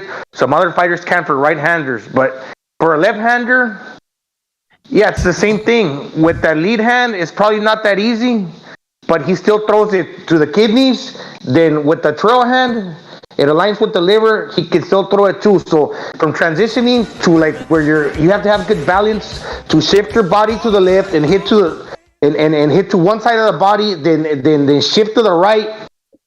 In one movement, belting the body to the two sides, or pretty much going from one side to the other, you have to have good balance. That's true. To be able to do that effectively, right? So he's got he also keeps his elbows tucked in pretty well when he comes forward. I mean, for that fighting style, he got good fundamentals and that good balance, along with those good fundamentals, keeping the elbows tucked and punching to both sides of the body. I mean, he's got good power because that's what the balance gives him, good power to both sides. Now, it's not a one type of knockout type of power because he likes to put a stamp in his punches. In other words, he's not thinking about knocking you out with one shot. He's thinking of the punch, that what comes after that and what comes after that one. Pretty much, if he could knock you out with one punch, he's distributing that power to allow him to continuously punch with some degree of power and just keep breaking you down like that. Basically, I'm not going to throw a 10, I'm going to throw an 8, but throw a consistent 8, where I'm putting that stamp on that punch and I'm just going to keep on coming. You know what, Gonzalo? That's like an interesting point because how many people have I seen in the gym hitting the punching bag Their weight is on their heels. Every time they punch the bag with a hook, they're falling to the opposite side because it's the force is driving them back. It's like, what the fuck? But now imagine that's in the punching bag. It's not punching back. Imagine having to do that. Talking about me like that. No. Yeah. No, but you get what I'm saying. So now imagine having to do it in front of a guy and you're not wearing those 16-ounce sparring gloves anymore. Now you're wearing 10, 8-ounce gloves. It's difficult to do, man. You gotta be very well conditioned to take those shots. You gotta be have a good chin. You gotta be relaxed, and you gotta have the technique. And all of that comes with practice. Oh yeah, BD, and that's where the balance comes in, right? That's where the balance comes in because you're not getting off balance when you throw like a big hook. You're still throwing consistent hooks with enough power, but you're still continuously doing and from both sides of the body. Absolutely. That's why bag work, good bag work is still probably the best thing. If there was one thing, like your gym was on fire and you could only grab one thing, I'd grab the heavy bag because you can do more off that thing than anything. Yep. Absolutely, man. Yeah, that's some people don't like the punching bag. I go, what the fuck's the matter with you? That's how you break without having to lift weights, whatever. If you want to develop punching strength, that's the best way. Hit the bag with tenacity, not just half-assing it the way some of these guys do in their open workouts. By the way, shout out to Dennis F. from Boston for his super chat. And he says, my super chat was about butt keeping hands down. Yeah, okay, yeah, you clarified that earlier too. Yeah, that he when he was saying that he doesn't respect his opponents, he wasn't talking about Lomachenko. He was talking about Crawford keeping those hands down when he fights guys. Shout out to Dennis F. from Boston. All right, so we got to keep on moving here because we're running. Shout out to Dennis. We got to keep on moving here because we still got a long way to go. And we're already at the 2-hour mark. So the weaknesses, we mentioned those earlier. Injuries. He's got that eye injury from the accident. Who knows what else he's got? And you know, he already had to pull out of the Pacquiao fight in 2021. The chin, like Jimmy mentioned when in the Ugas fight, I mean, he got stunned in there. And the fact that he dropped his mouthpiece and he looked at it, I don't know if that's the sign of a guy that doesn't know the rules or if he was out of it and that's why he looked down at the mouthpiece because he was stunned. Yeah, he was stunned. Then, by the way, you don't have that many fights, that many amateur fights and pro fights, and just say it's a rookie mistake where right after your knees just did a dance and say that you knew exactly where you were. I know this just from military training. You lose situational awareness when something makes your mind think differently. Mm-hmm. So when we were doing things, when we used to have to get ready to train for firefighting, and we're down in the Caribbean, and you're wearing this big firefighting suit. When people would do something different and not according to plan, it was because they weren't thinking straight. They weren't thinking straight because maybe they're dehydrated or something like that. In Spence's case, he was buzzed. His knees did a little dance. Then he got the mouthpiece knocked out. And then he got hit again right after that when he went to go reach for the mouthpiece. You don't go reach for the mouthpiece because you know that when there's two things you should do when the mouthpiece comes out, when you're a seasoned professional like he is. You either keep fighting harder or you clinch right away because the ref's going to break the action and put the mouthpiece in at the lull of the action. Everybody knows that. So if the mouthpiece falls out, you either go at the guy harder to try and back him off and then possibly move away so the referee will stop, find a lull in the action, or you grab him real quickly to cause a lull in the action. You don't stop to go pick it up. Nobody does that. Nobody. So he clearly was not in his frame of mind. He was a little dazed. I don't think he was really that hurt, but I think he was just dazed enough. That's why he went for it. It was a lull he was a loss of situational awareness because he was tagged by a guy with a less than 40% knockout ratio.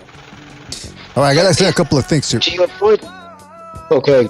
Just real quick. Shout out to Plutonium Loach for his contribution with the super chat.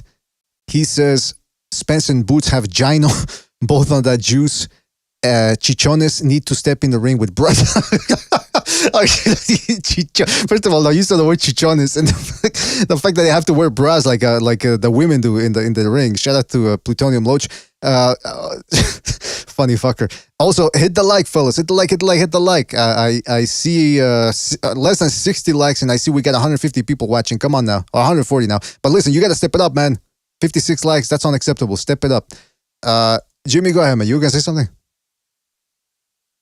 Oh, about of course. Listen, you do things in boxing when you're buzzed, you do it instinctively. So he was buzzed good enough that or to the degree that it actually went past, like instinctively he shouldn't have reached down to, that, like that's like second nature, like to Chief's point. So he was clearly buzzed if he reached down to do that. But yeah, so and listen, I can't stress this enough. I said this to somebody in a DM and he tweeted it out, but because he asked me, and I posed the question to him, and I'll pose it to you guys.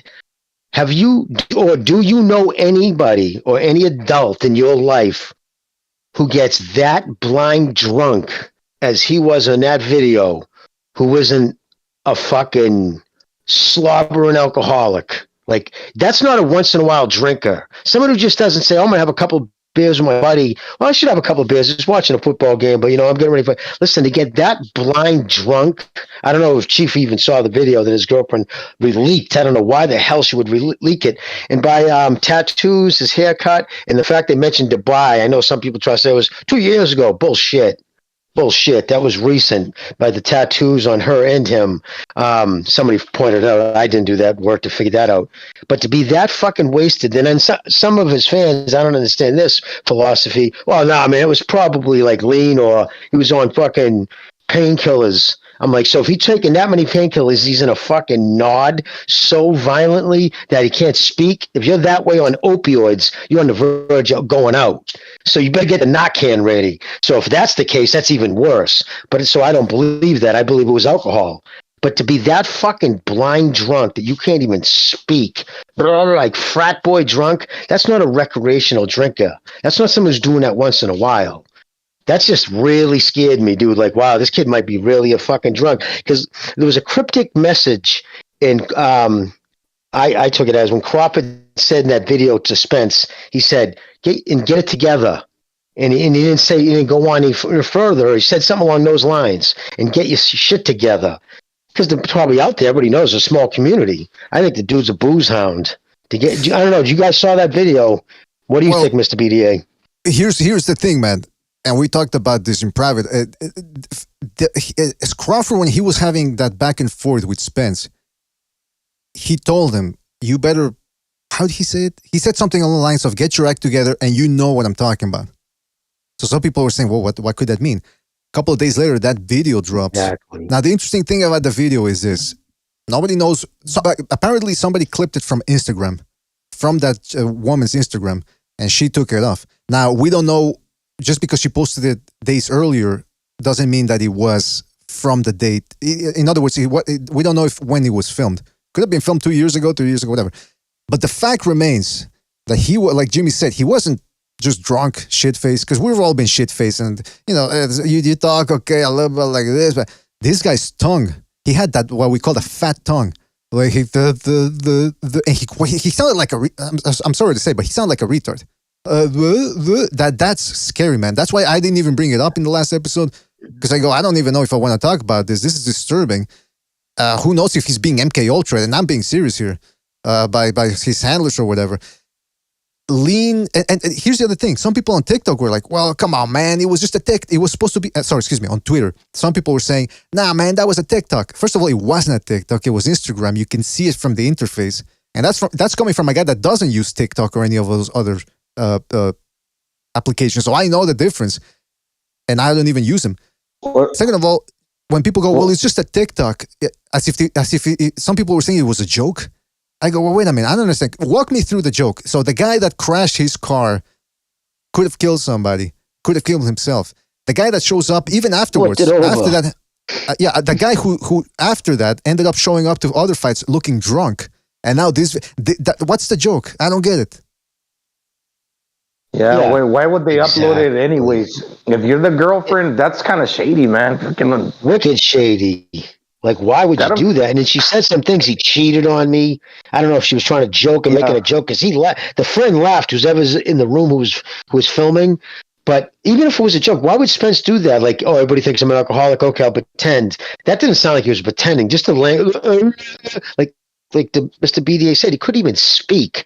And you're another drug that will do that? GHB. You can go in a G-hole. You take too much, and you have that exact reaction. And that would be the least harmful of all the drugs to do, but it could mess his mind up. But I no, and again, the fact that listen, when there's smoke, there's fire, and all you ever hear about the kid is he's a drinker.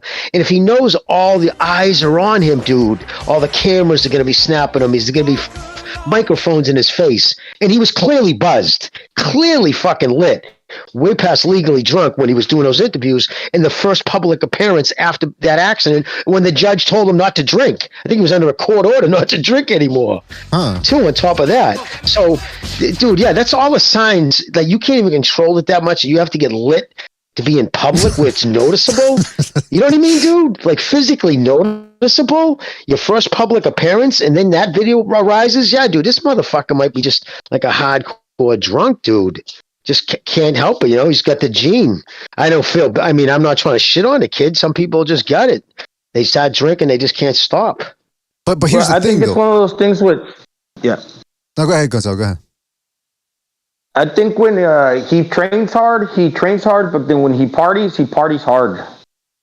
Yeah. Yeah. I think so too, man. So much, but dude, from bodybuilding, trust me, when I used to tell people as a joke, but I would say, do heroin before you drink alcohol. Because they would say, I'm going out this weekend. If they worked out, when I was training people, they worked out hard. I'm like, listen, it takes 72 hours from the last time that the alcohol was registered in your body for your muscles start to heal.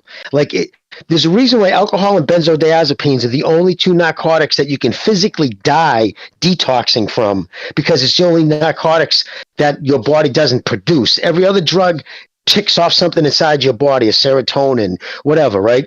So it's such a foreign substance, and it's hard on the human body. And if you it eats away so much, it destroys any workout. See, he could have the best workout he's ever had in his life on that fucking Thursday. Remember, your body doesn't grow or heal until you sleep, and it takes days for it to fully heal. And you just destroyed everything you've not only just did in 4 or 5 days prior to that. It's going to take a week for your body to bleed that much poison out for any of your workouts to be worth anything. So that's a huge thing for a professional athlete to get that blind drunk, if that's what that was. Huge. I can't understate that. I also think he was hungover, but he's got CTE, man. He's got traumatic brain injury, in my opinion. You could tell by the way he talks, man. He can still deal with it. He's still young. But I think it has a lot to do with him being a big dude and cutting weight and fighting in the style he does. Attrition. I remember Julio Cesar Chavez comments, and I haven't forgot that. I just learned this just recently within the last couple of years. When you fight so hard and you're getting to the latter rounds, and you and your opponent, none of you are taking a step back, nobody's going away. You fight so hard. That's how you get brain damage. That's how people lose their lives. Now think of it. He's a big dude having to cut down. Think of a glass when you put water and you drop an egg, then never mind, okay, empty the water out, but then shake the egg with no water, and it's going to slam against the walls of the cup. That's how you are when you dehydrate yourself to make the weight.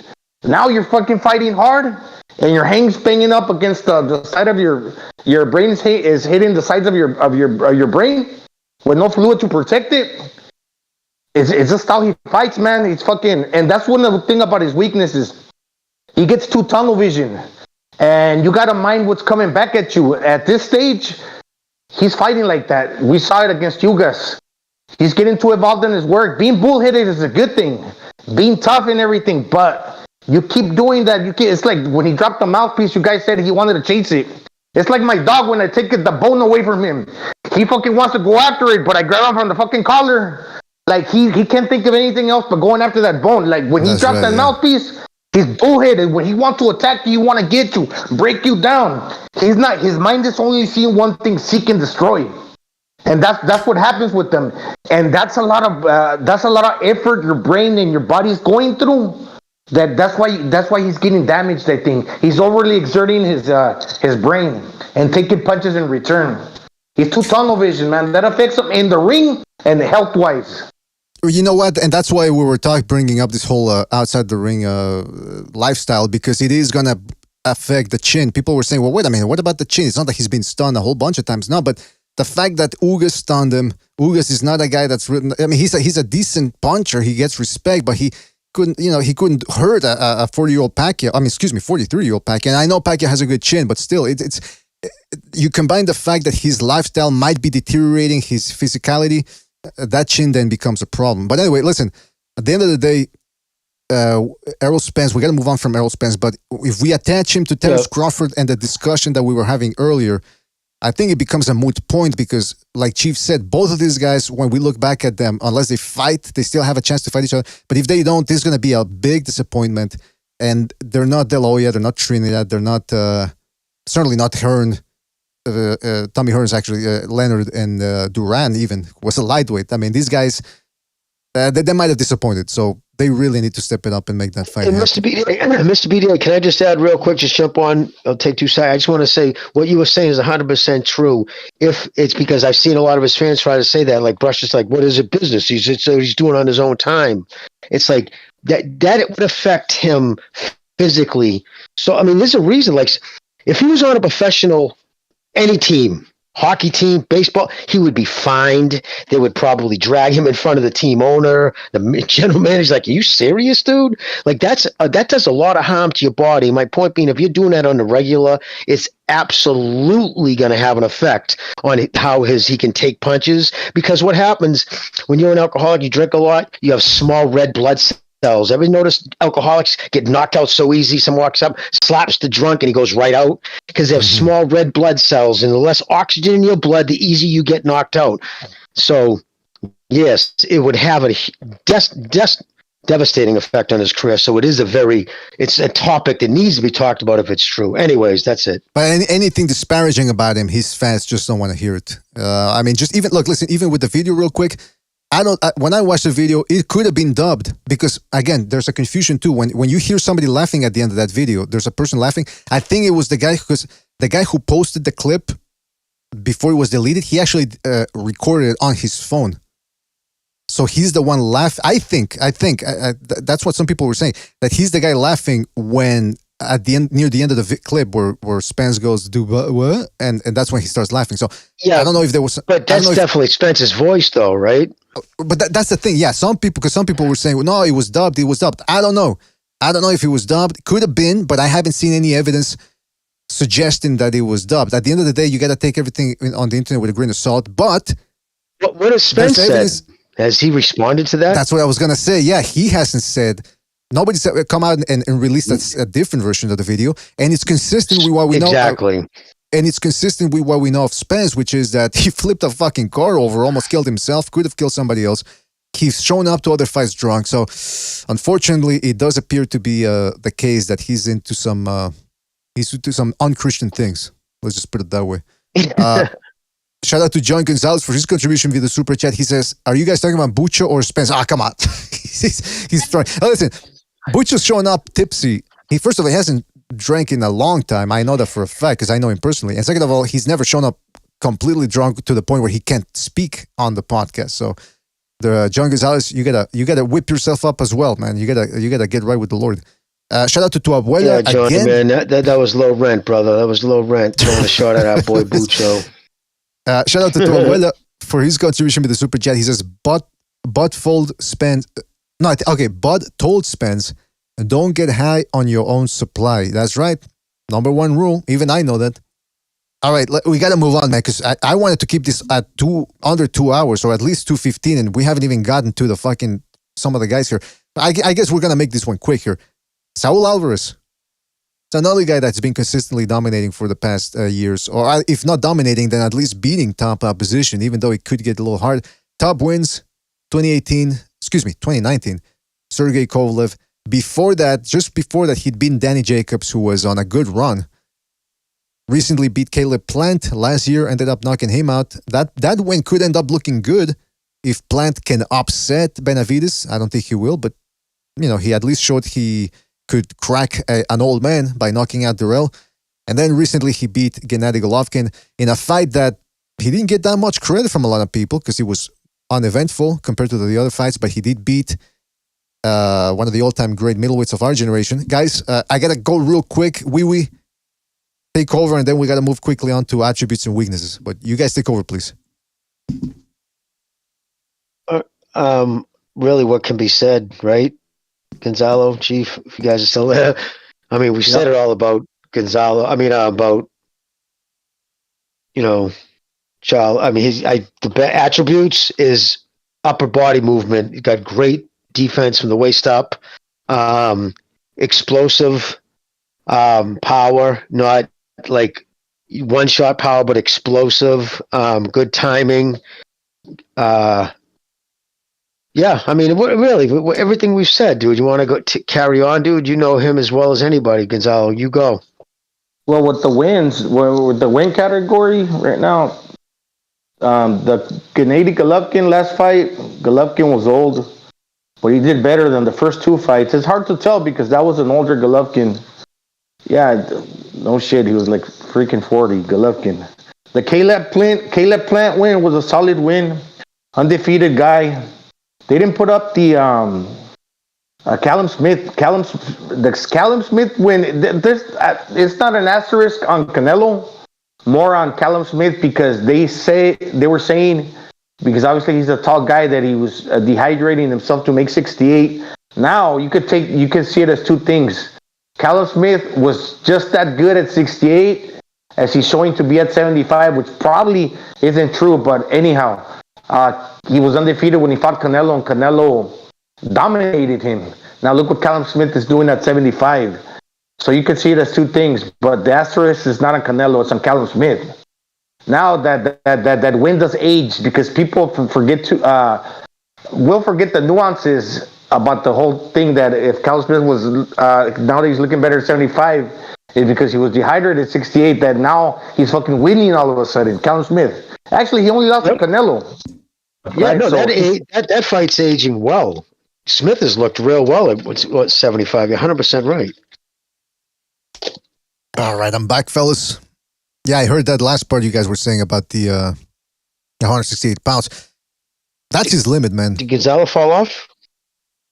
I'm here. Yeah. Oh, no, I was just jumping into it. I wasn't meaning to end it. I was just saying you're right. Were you done? Yeah, that's pretty much it. Oh, okay. All right, well, listen, when it comes to the attributes of Canelo, defense, I've heard some people try to be ironic and because they can't break down his defense and they just go, oh, he's got great defense, being sarcastic about it. But the guy does have good defense. He parries shots very well. He keeps that. I can't stress the importance enough of tucking that chin in because then even the small shots that might snap your head back and sway the judges to the other guy's favor, you take that away by tucking your chin in. A guy hits you in the forehead, and if you got a strong neck like he does, a bulldog neck, your head's not going to get snapped. So it's going to be hard to see if the punch landed cleanly. And that's one of the big controversies with scoring. It is, well, what's a clean punch, blah, blah, blah. Take all of it away, or most of it away, rather, by tucking the chin in. He also has good head movement, like I said. And even when he wants to step back, some people will say that he's got slow feet. He certainly is flat-footed because he's trying to punch with power. But he can also use his feet to get away from punches. Chin, well, since the Jose Cotto fight, or what I forget the first names, but Cotto's brother, which was, 11 years ago, 12 years ago? More than that, right? Jose Miguel. Jose Miguel, yeah, thank you. We haven't seen him stunned or on the canvas, and he's fought some big punchers. The other attribute he has is body punching. Love me some body punching, as you guys know. And like any good Mexican fighter, he goes to the body. And he's got some mean sledgehammers. I mean, just look at fucking Callum Smith's arm. Even Bivol's arm was reddened, and Bivol said I had to take those shots. But then again, as we're going to see with the weaknesses, that can also be a detriment to his game. But guys, what do you think about Canelo's skills, technique, whatever? I think Canelo's punches affected Bivol worse than fucking the kid he just fought, to be honest with you. Zurdo. Oh, Zurdo, okay. Yeah, you could argue that Canelo did better, too. Yeah. I just watched the definitely replay. did. Sorry, Gonzago. They premiered on the Zone, so I hadn't actually hadn't had the opportunity to watch a good version of an upload because there wasn't on YouTube to really take a look at the fight again to replay, and now they uploaded it on the Zone, so I got a good camera view in clear definition of how the fight went down with him and Bivol. Now, upon reviewing it and rewatching it again, man, Canelo slipped a lot of the fucking shots. I'm not saying that he was close to winning because it's gonna be hard to like battle with Bivol's offense and slip away from all those shots like Canelo did and put together and mount an offense as well. But in regards to Canelo, like slipping a bunch of the combinations he did. Now, as far as like his attributes, just to mention that defense, man, it's really incredible. I think a lot has to do with his ability to keep his eyes open, like Julio Cesar Chavez, amid the infighting. So he's a fighter that's not scared. He's very experienced. Even with a fast guy like Bivol, just imagine when you're not because it's a natural reaction to flinch your eyes, to where your eyes open and close. But just imagine somebody punching at you and having the wherewithal to maintain your eyes open or as much as you can to see what's coming at you and staying cool-headed to find resolve with that defense. It's really, really like incredible. Really great defense. And that one last thing that goes with the chin too, because when he's pulling back, he got a tough chin, but he's taken away from. He took a lot of the power from Dimitri Bivol's straight shots, where Bivol was out of range. Even for a great fighter that steps in and out like Bivol, and for a guy that throws a lot of hooks, he rolls. In Spanish, they call it a rolling. It's the same thing as English, but when you roll with the punch and you avoid the bluntness of the shot. When they throw hooks at you, he does that very well. Going back to the whole thing where he keeps a good eye on what you're doing. Or the hooks in the peripheral and rolls away from them. Real good presence of mind. Excellent. I don't like his comments recently, though. What do you guys think about his? He wants to come back as early as May, and he's focusing on Bivol. And it's like his revenge. I'm like, dude, just stop it. Just get away from that. You know what I mean? You started at 140. You went all the way up to 175. That's unbelievable. Stay at 168. I just don't.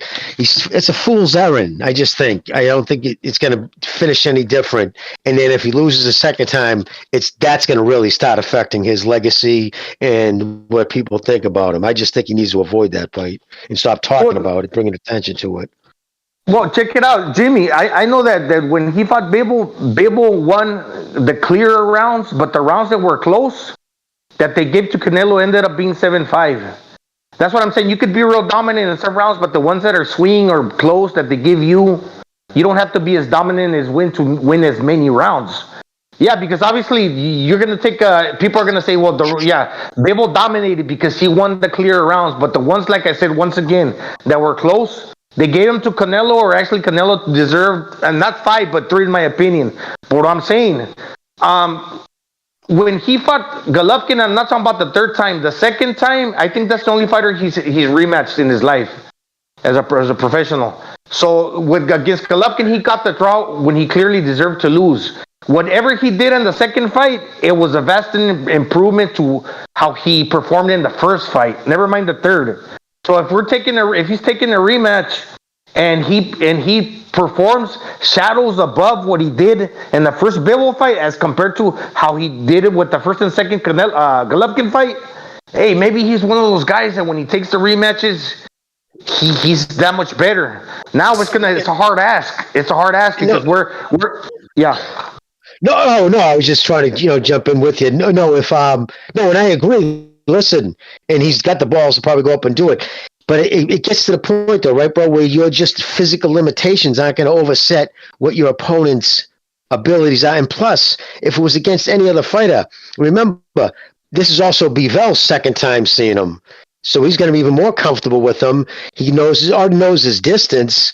And I think just beating Zerto, and he's going to fight Beterbiev next. And if he beats Beterbiev, his confidence is going to be huge because I know Beterbiev definitely punches harder than Canelo. So my thing is, I just don't think I didn't see what Canelo could do good in there that's going to overtake what Bivol does good. And I think Bivol will even do more of it. And I think, honestly, there was a point, if not his resolve, like you talked about earlier, there was a point, was it the 10th round? I think if he stepped on his gas, they might have thrown a towel in because he was starting to really touch up. There was a point, remember how frustrated Canelo looked? A couple of points like that. It was pretty one-sided. Like when it was an obvious thing. Like I understand what you're saying. Like it doesn't matter how much you win a round by, as long as you win the round. But the rounds that Bivol won, it was just. And I think because he's intelligent enough. He's just going to get better too. So Canelo could try to change things, but then again, I just don't. Why? He's got 168. He's got Charlo. He's got Benavidez. He's got all these dudes down there, dude. Like, why? I don't know. I respect the wants, but I don't understand the need. You gotta take what he says with a grain of salt. Remember back when they were saying that he was gonna fight Makabu at cruiserweight. That didn't happen. So Bivol has also said that he's not all that interested in the rematch. So they'd have to pay him a lot of money for him to get in the ring there with Canelo. So I think ultimately, what's going to happen is I think they're weighing their options. They're waiting to see what happens with Benavidez and Plant. That's my guess. That they're waiting to see what happens with that, and they're saying, you know what, Benavidez beats the crap out of Plant. Now we can market this fight. Now we can make it happen. Exactly. It's going to be an action. It's going to be an action fight. It's going to bring in more Mexicans because Benavidez is going to play that Mexican card to the fullest. And it would be a whole lot better than if Canelo fights Bivol, who, again, Russian guy, doesn't speak English. Most people don't know who he is. And he already beat Canelo, so people are going to go, his fans are going to go, does he really stand a chance to beat him? So I don't think that happens, man. But and Bivol's already and he already poo-pooed the fucking going down to 168. He's already like, nah, that's not going to happen. If he wants revenge, it's going to be back at 175. And that's just a lot of mass to put on that 5'8" frame. Mm-hmm. And I think that's going to make, he's not going to be any faster. In fact, now he's going to be older, and he's going to have to put all that weight on again to flex back up to 175 and mess around with his weight chemistry. And I think that he hit a wall that night. And I think it actually had a lingering effect into his next fight when he went back down to weight. I think that's what with Triple G.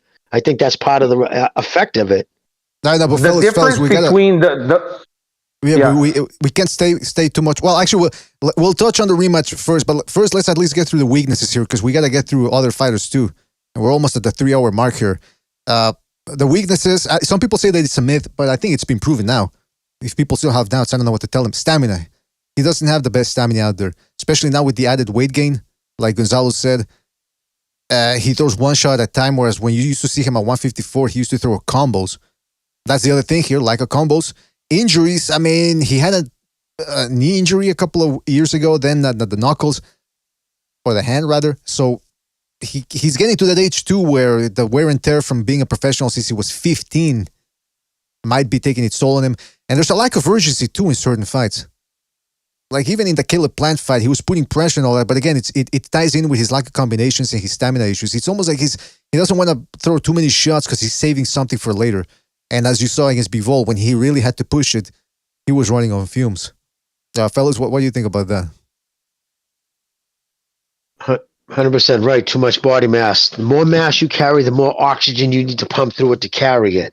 So obviously, that same frame at 154, what's different? Half the mass, right?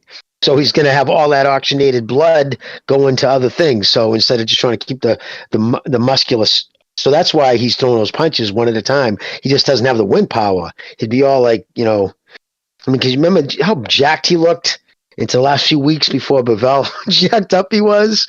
So yeah, I mean, he looked good. I mean, he looked good if he was walking on the beach. But that's a lot of muscle for a boxer in a short frame. And that's what he had to do to go up there to fight the guy. And just for those reasons, I just don't think it's going to get better, especially as he gets older. I think he's going to hit a wall again at 175. I think it'd just be too much weight on his arms, his shoulders. By the 7th round, too much lactic acid. He wouldn't have the power or enough snap on his punches to end the big guy because Bivol's a big dude, naturally fights bigger guys than him. So we'd have to catch him early. I just think it's a big ask. Anyways, I agree with BDA. Gonzalo, you were going to say something. I don't know if you can piggyback this off to what you were going to say about the rematch against Bivol. About his weaknesses and the stamina to the rematch. Because I think you were going to say something about the Bivol. Okay, in regards to the Bivol. Well, it's the thing with Bivol. Instead of I would have to say maybe the game plan in regards to weaknesses adjust. Just because you broke down Callum Smith to the arms, we saw against El Zurdo and against Canelo that Bivol, and that's what I mean. He's a hard dude. It fucking sound weird when you say he's a hard dude. No, he's like he's just as tough as Canelo. He can take a fucking punch. He can take a punch to the body. He's got like fucking armor. You're not penetrating that dude like real easy with your punches. You're not gonna soften him up. So why waste those shots to the shoulders that you did against Callum Smith, against Bibble for the second time, if you know that the first time they didn't really help you, because for one, the judges did not probably count them. And if you shoot to the head and to the body, particularly the head, you're probably going to miss more because the elbow is an easier target to land on. But you ain't breaking that dude. They ain't scoring it. You might miss upstairs, but then you also might land some. And if they gave you fucking 5 rounds, go for the head. And if you get more credit than you obviously didn't get in the first fight, then that'll add to your punches landed. Mm-hmm. As far as the defense, he's one of those guys that got poor stamina, but when it comes to defense, I look at, just my opinion, he doesn't waste energy. It's effortlessly with the defense, getting away, slipping from the shots. He's so comfortable in there. That's for a guy that doesn't have great stamina, that doesn't throw a lot of punches. He can get away with that, because if you ain't taking shots, but then you're not landing as many, well, do the math. You're still not getting hit, but you're landing some. And in this era of especially at the higher weights, when fighters are not willing to risk a lot, when they're becoming more of a counter puncher, you don't see that style where you're pressuring and people don't want to risk a lot. It's like the Charlos, Teofimo. Well, Teofimo boxes a little bit, but hands up. I'm going to wait till you make a mistake, then I'm going to fucking counter you. And they're missing the whole Marquez aggressive quality. When you get hurt or when you counter, they got the kill. They lose that killer instinct. So now Canelo fighting like that, he's doing all right. He's managing, and he's staying competitive. But with Bibble's a different animal. That's like what Jibby said, that I don't know what physically he can do. I get it, because you have to still slip, duck and dodge, parry, block, everything that fucking Bibble is throwing you, and he has you on the back of your heels now. The guys coming in and out, then you still got to carry the momentum to find your distance and land offense on Bibble. How are you going to do it? That's the hard part with Canelo. Listen, everything you're saying makes sense about... Yeah, everything you're saying makes sense about the rematch. That's why I think they know that. And I think that's why it probably will not happen. But fellas, we got to move on here to another fighter. Let's try to, because we've been on for 2 hours, 46 minutes. Let's try to just spend 5 minutes on each, maybe 6. I don't know. It's going to be hard, but I mean, look, what can we say? I think most people already know about these fellas, and I'm talking about Artur Beterbiev. That's the next guy. Best wins. It's an organic show, man. We start a subject and we talk about boxing. I know. We got to move it along. We'll just make it quick. But okay, so Artur Beterbiev, and this is interesting that the bulk of his wins have really just come in the last 3 years. Gvozdyk stopped the guy. Well, actually, all of these stoppages, because he's never gone the distance. So Gvozdyk, who was undefeated and almost killed, what's his name? Stevenson. Marcus Brown. Stevenson. Yeah, Marcus Brown just beat the crap out of a slick fighter. Joe Smith Jr., a power puncher. I also added, I'm not even going to try to say his last name, but Kalajdzic, who's a Serbian guy who looks like a Cholo. And he's a good fighter too, and Beterbiev just took him out. Fellas, what do you think about his resume? Great resume. Devils Dark people, power. But yeah, his power, he's technically sound. Not a lot of wasted movement. And yeah, that's his aptitudes. I'm done. Gonzalo? As far as the wins, he's undefeated. I think Bibble got the better wins, but man, the way he took out Joe Smith Jr., when it took he went the distance with Bibble, then 2 fucking rounds, man, it really, and the way he destroyed Marcus Brown, dude, and the way he made fucking all his, actually, no, this guy's got a good resume too. The way he made, Bostic retired. Jesus, man, this dude's a beast. He looks like a monster too. Looks like a werewolf.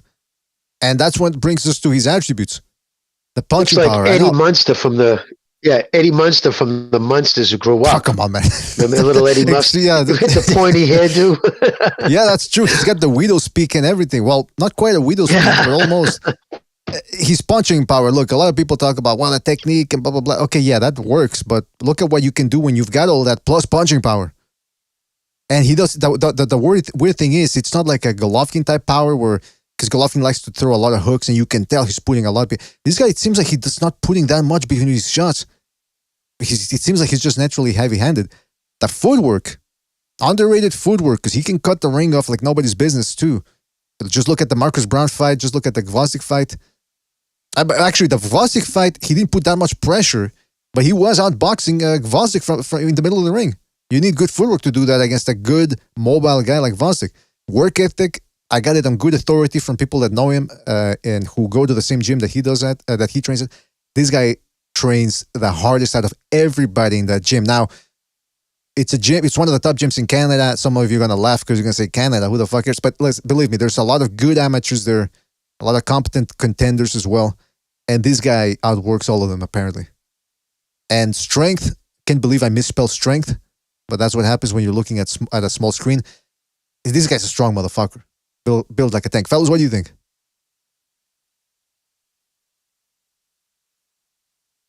Yeah, no, just look at next time you see an interview with him, if he's in his street clothes or he has his gloves off, look at his wrists. He's got that thick fucking mesomorph body style with thick wrists, thick joints. They tend, like that, can usually run into injuries, and you see he has in his career. But yeah, no, it's just like it hits you hard. And on top of that, it's a hard life. He grew up in a very economically depressed area. It's a hard living. A lot of extremism happened up there, and just was a rough life. And it's endemic in them. They're just tough people. So yeah, it's not a fucking fight anybody should take lightly. I'll tell you that. He's from Chechnya, right? I think those fucking. I believe so. Man. One of the yeah, they're starting to run MMA right now. A lot of tough Chechens over there are starting to either get to the top or becoming the top contenders, and it's scary because these guys they're on something else, man. I don't know if they got werewolf blood in them, but I mean, Gonzalo, what do you make of his attributes? Yeah, when you mention, this is just my opinion, and I guess just as I'm thinking, is like when you mention fighters that got 100% KO ratio. Like even if you go back and look at the past fighters, like even Edwin Valero, he went to prison, he died, but anyways, it kind of remained like a mystery. Damn, dude, the dude got all the fucking knockouts. What would have happened if he would have continued fighting and being a champion? So he left that mystery with the fighters that are active and they got that 100% KO ratio. There's not the mystery, but yeah, there's still that doubt, or you're wondering how long is this stretch going to continue. And if it is going, eventually when he gets found out like a Berlanga, then you say, oh well, then he wasn't really that good, because obviously when he started facing stiffer, tougher competition, he didn't continue on the knockout streak. Same thing could be mentioned about Virgil Ortiz, but when speaking about this guy, and that's why when I saw those names, I was like, wait a minute. He's got 100% KO ratio. Then he got Gvozdyk, Joe Smith Jr., and that other guy, that Marcus Brown. Like he just totally beat his ass. Fucking, yeah, he was bleeding, and it was like quite horrendous. So what I'm basically saying with that, right now we're saying maybe he's the second best light heavyweight, but he got good wins, and people are very careful not to overrate him. But they do think, oh man, this dude is a beast, like we're saying. That ultimately, if he ends up beating Bivol, you might go from, okay, he's a good puncher, he's a good fighter. Now let me put him fucking pound for pound and one of the all-time greats. So when a guy's got that type of punching power, you're always on the verge of like people criticizing you, where you can fall off real quick, or where you can solidify yourself that fast if you continue winning and beating the names. So that's why it's kind of hard to say, do I overrate this guy or not rate him at all? But from what we've seen, yeah, you kind of have to take a step back, but now he's good. Yeah, I mean, listen, there is still that, because you said that what could have been with Valero, there's still the what could have been with Beterbiev, because he's already 36, 37. You can only wonder now what would have happened had he started fighting these guys when he was, hey, at least he's still here. At least he hasn't hung himself like Valero did. Although some people claim he was murdered. But anyway, the point, everything you guys said still stands. This guy's a crazy puncher. And some people are saying that maybe Bivol himself would be unable to go the distance. Remains to be seen. It's looking good. The potential fight is looking good. Arum seems to be open to the possibility now of that fight taking place. Weaknesses, he might have a chin issue, which plays into how he stands when he throws his hooks. he tends to leave his head on the straight axis, straight line. And we saw what happened against Callum Smith. And there was another fight, not where he got dropped the first time, because that was sort of his legs got tangled up. But he does, like I said, when he exchanges, he does tend to leave his head on the same axis. I don't know, man. I don't know. He got dropped against Callum Smith. He also ate some big shots in that one. Kalajdzic too. Like the Serbian Cholo caught him with some good shots. And I can only imagine what would happen if a big puncher. But then again, he already fought one of the biggest punchers in Joe Smith Jr. He took him out. So Bivol doesn't hit that hard. So I don't think that's going to be a problem. But it's still something that's in my mind. He tends to be a little lethargic sometimes. He doesn't really put the pedal to the metal. But he did against Marcus Brown. When he got caught by that headbutt, it seemed to piss him off. And that's when he stepped it up. And he was brutal in that one. Injuries, well, that one is, we mentioned how he trains very hard.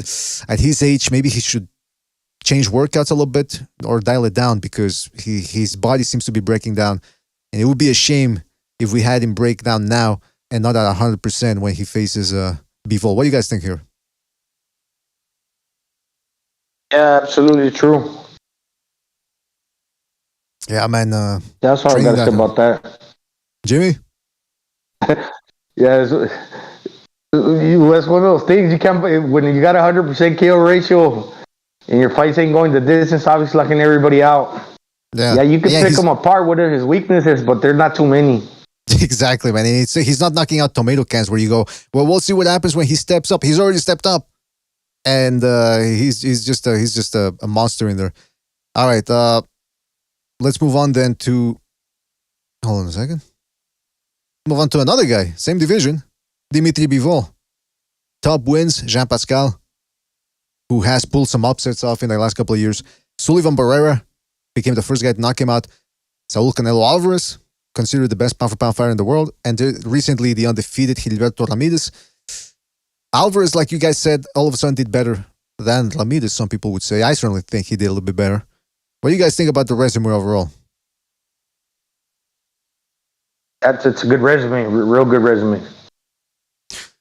There's a bit of a... Yeah, no doubt. Good resume, of course. Yeah, there's a bit of a question about how good... I mean, who has a better resume, him or Beterbiev? I think I'd have to give it to Bivol. Just the edge because of that Canelo win. But the way Beterbiev has been taking out his opposition, I think there's an argument to be made for that. So I guess the only way we can settle the argument is if they fight each other. I think that's a great way of settling the argument.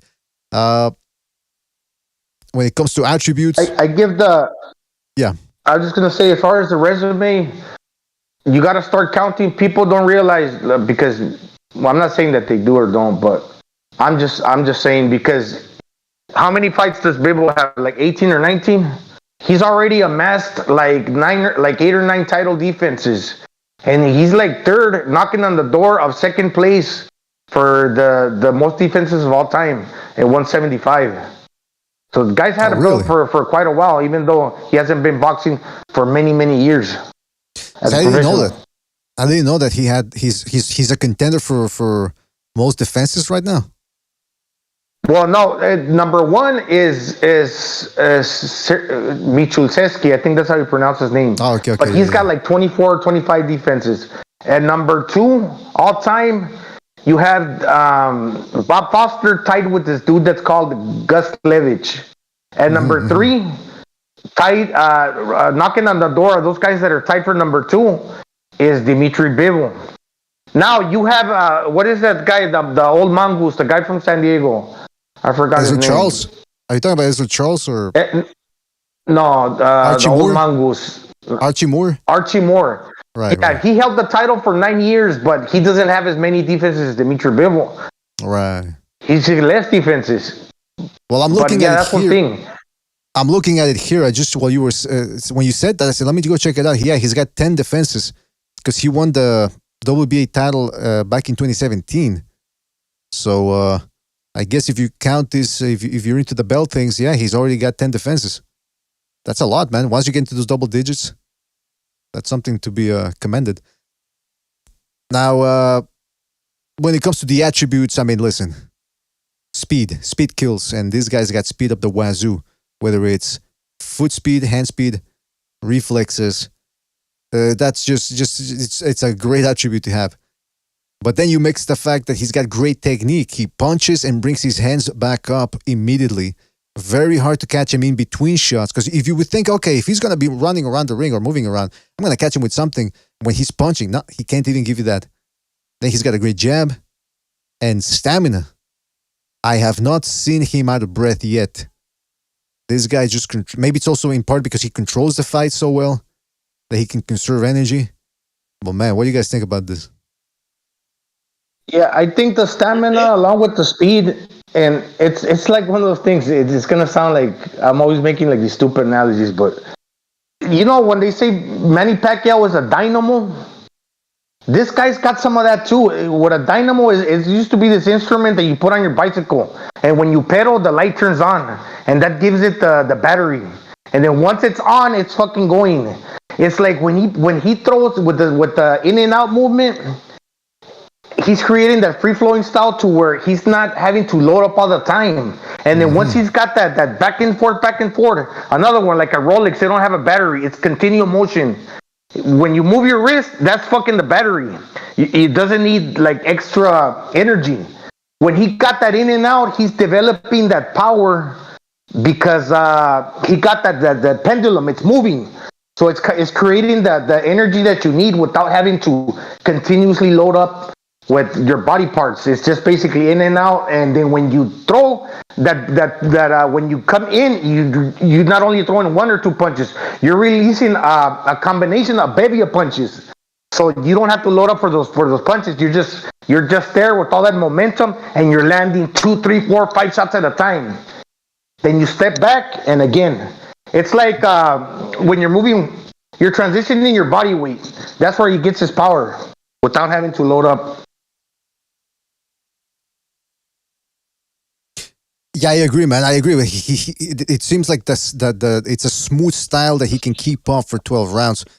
I don't know about the whole recharging thing, but it certainly seems like it's a natural smooth style that he's developed since he was a child, and it's very hard to have that type of comfort in there. Jimmy, you were going to say something?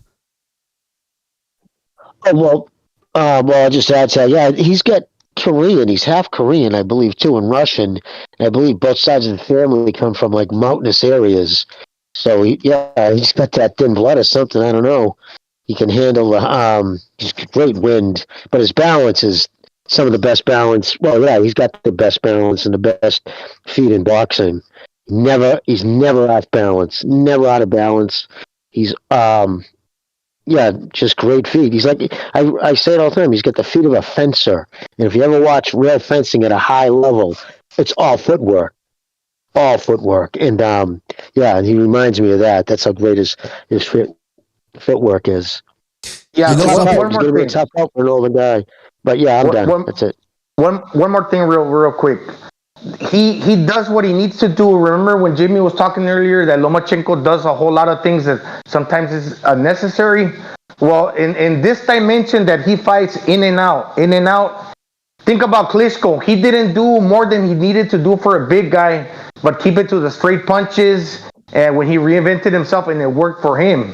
Now, obviously, this guy isn't just keeping it to the straight punches, but it's this one dimension where he doesn't he doesn't do more than what he needs to. He keeps it with the straight punches in and out. But within that one dimension, as he's coming in and out, he covers different distances. Like he can shorten up the way when he steps in order to land the punch. But when you come at him, he creates enough separation with his feet that you're going to fall short. And when you fall short, he's going to come back at you again and make you pay.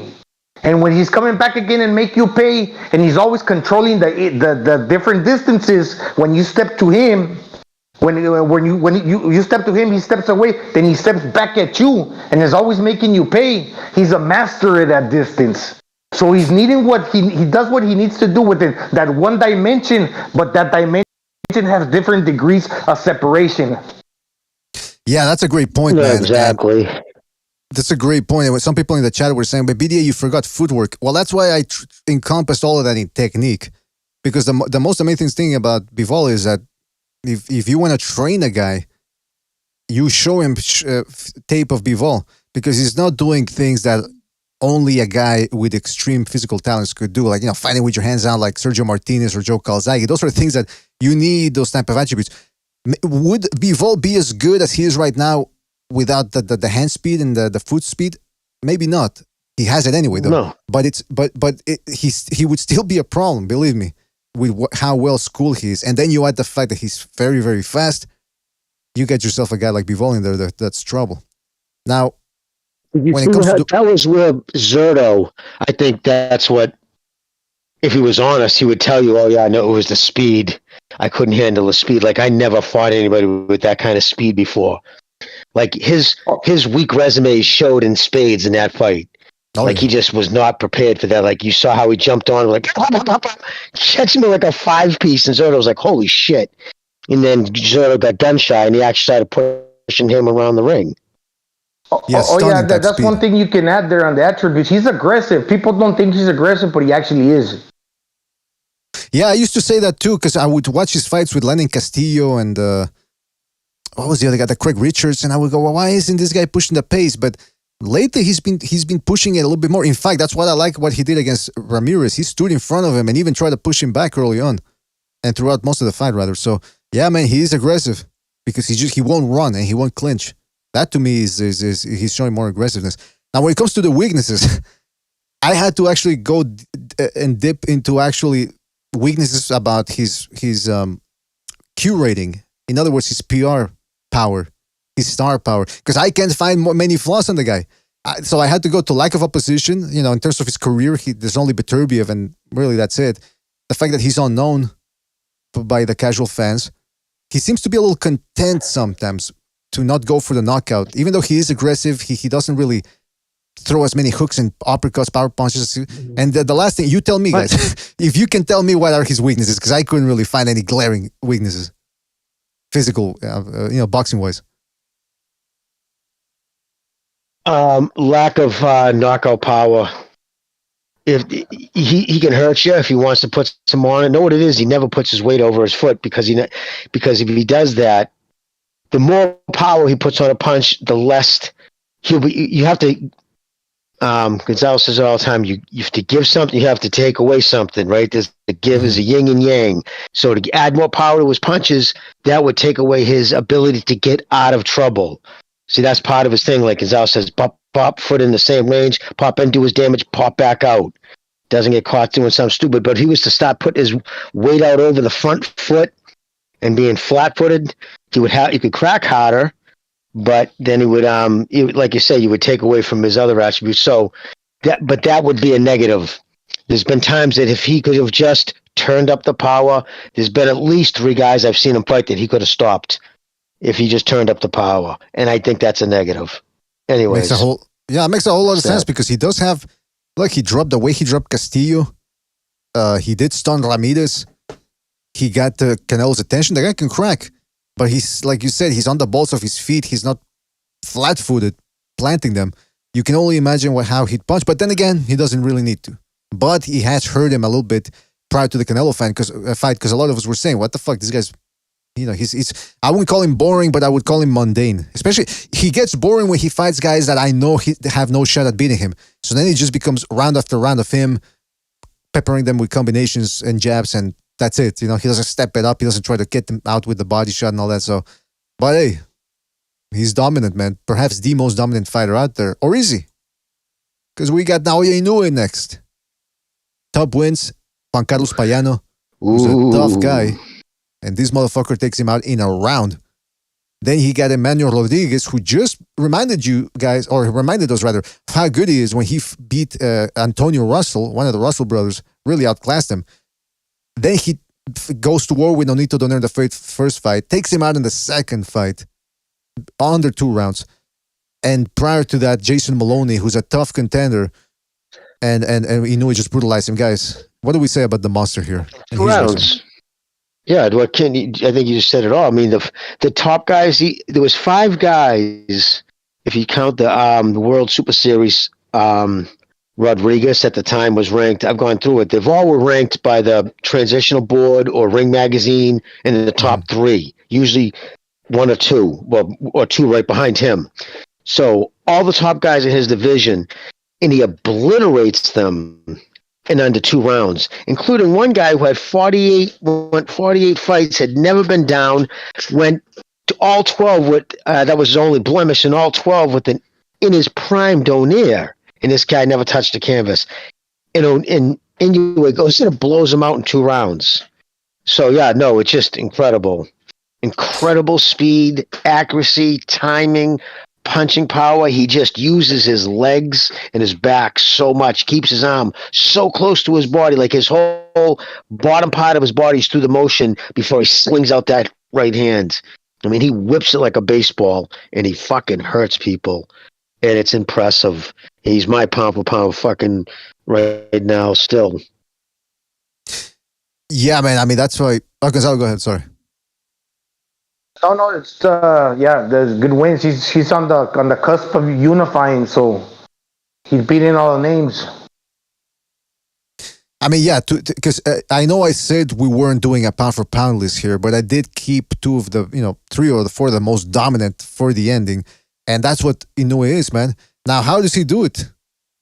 How is he so dominant? Well, again, as you can see, there's a pattern here: power, or more to be more concise here, or more precise, punching power plus speed. The ever dangerous combination of speed. Because listen, the punch you don't see is the one that's going to hurt you. Then on top of that, you actually have good punching power, which is a mystery for a lot of people about how some are born with more power than others, punching power. Whatever the reason might be, Inoue has both of those things. Then he's very dynamic. Look at the Donaire fight. When he realized that he wasn't going to be able to blast him out in that first fight, just with one shot, he started moving around the ring a lot, darting in and out, looking a little bit like Pacquiao, a little bit. I didn't say like Pacquiao, but I'm saying similarities. And then there's the aggressiveness. When he smells that there's a guy out there that's outmatched and that can't hurt him, he likes to walk him down and just brutalize him to the body and until they can't take it anymore. Fellas, what do you say about the attributes here? Nah, he's intelligent. Yeah, go ahead, Jimmy. He's intelligent. I was thinking, man, when he fights Donaire before the first fight, when he fights him, dude, this fight can like actually be real. Like it could be crazy. You can get like a double knockdown because Donaire throw that left hook, and if you throw a left hook, but your opponent also throws a hook, like whether it's I forget left or right, and you can clip each other at the same time. And you hurt each other, dude. It's like it's gonna be a fight where there's gonna be a lot of exchanges between hooks between both guys. And I think that's the reason he kind of like he didn't want to trade hooks with Donaire the first time, but eventually he caught him because a lot of times when Inoue throws hooks, he squares up because you can transition from one hook from this side of the body to other quicker when you're squared up. You can throw a volley of punches with the same equal rate of return from both sides of the body, left and right, right and left, ta, ta, ta. Like a little fucking drum, like the little Karate Kid drum, right? When you got that bladed stance, one hand you gotta turn it from the back, and yeah, you could throw the quick left hook like Ryan Garcia from the front. But if you want to have an equal rate of return between lip hooks, if you want to fucking clobber somebody, you square up a little bit. And also squaring up allows you to cut the ring off. Dart to one side or dart to the other to trap an opponent. But I'm not talking about that in regards to throwing punches. But the vulnerability to that is you don't have a leg to fall back on. Because you don't got one leg in front of the other. And you're more of a target because you're square on. But what I'm saying is what he did what he needed to do and boxed around Donaire. Because he knew that to throw his hooks, he usually squares up until Donaire became a little bit more tired and whatnot. So yeah, he's got those hooks and that straight right for power. Very interesting observation, man. Yeah, that's true. That's because he didn't really. I was expecting a hooking battle in the first one, and it didn't happen. Then in the second one, oof. In his body punching is legendary. I think he's got the best body attack in boxing right now. He crucifies the body. Wait a minute, wasn't there a fight a few fights ago? That's what he did. He just wing shots at the dude's body until the fight stopped. I think it was against the Aussie guy that I mentioned, Maloney. Manuel Rodriguez. Yeah. Manuel Rodriguez was a body shot. Well, Maloney, you know I think what? he caught him That with a was too, straight, yeah. straight right hand.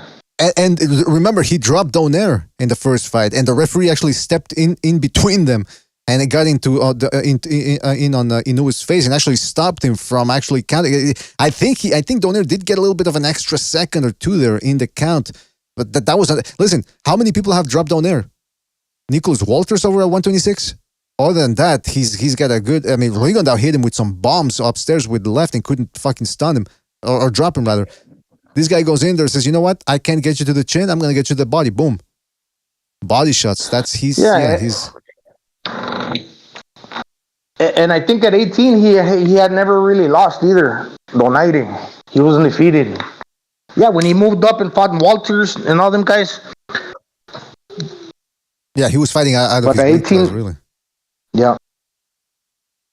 Well, yeah, that's the thing. I should have included body punching, but I didn't. And I really ran out of place. I wanted to keep it to like maximum four attributes. But hey, listen, punching power. I guess you could bundle that in with body punching because he really does go a lot to the body. He's consistent with it. He doesn't. What's the word I'm looking for here? He doesn't ignore it, and that's what you're supposed to do if you got power, not just headhunting. Now, when it comes to the weaknesses. Go back to an injury, the eye injury. He got that what was it? The left, I think. Eye socket broken against Donaire in the first fight.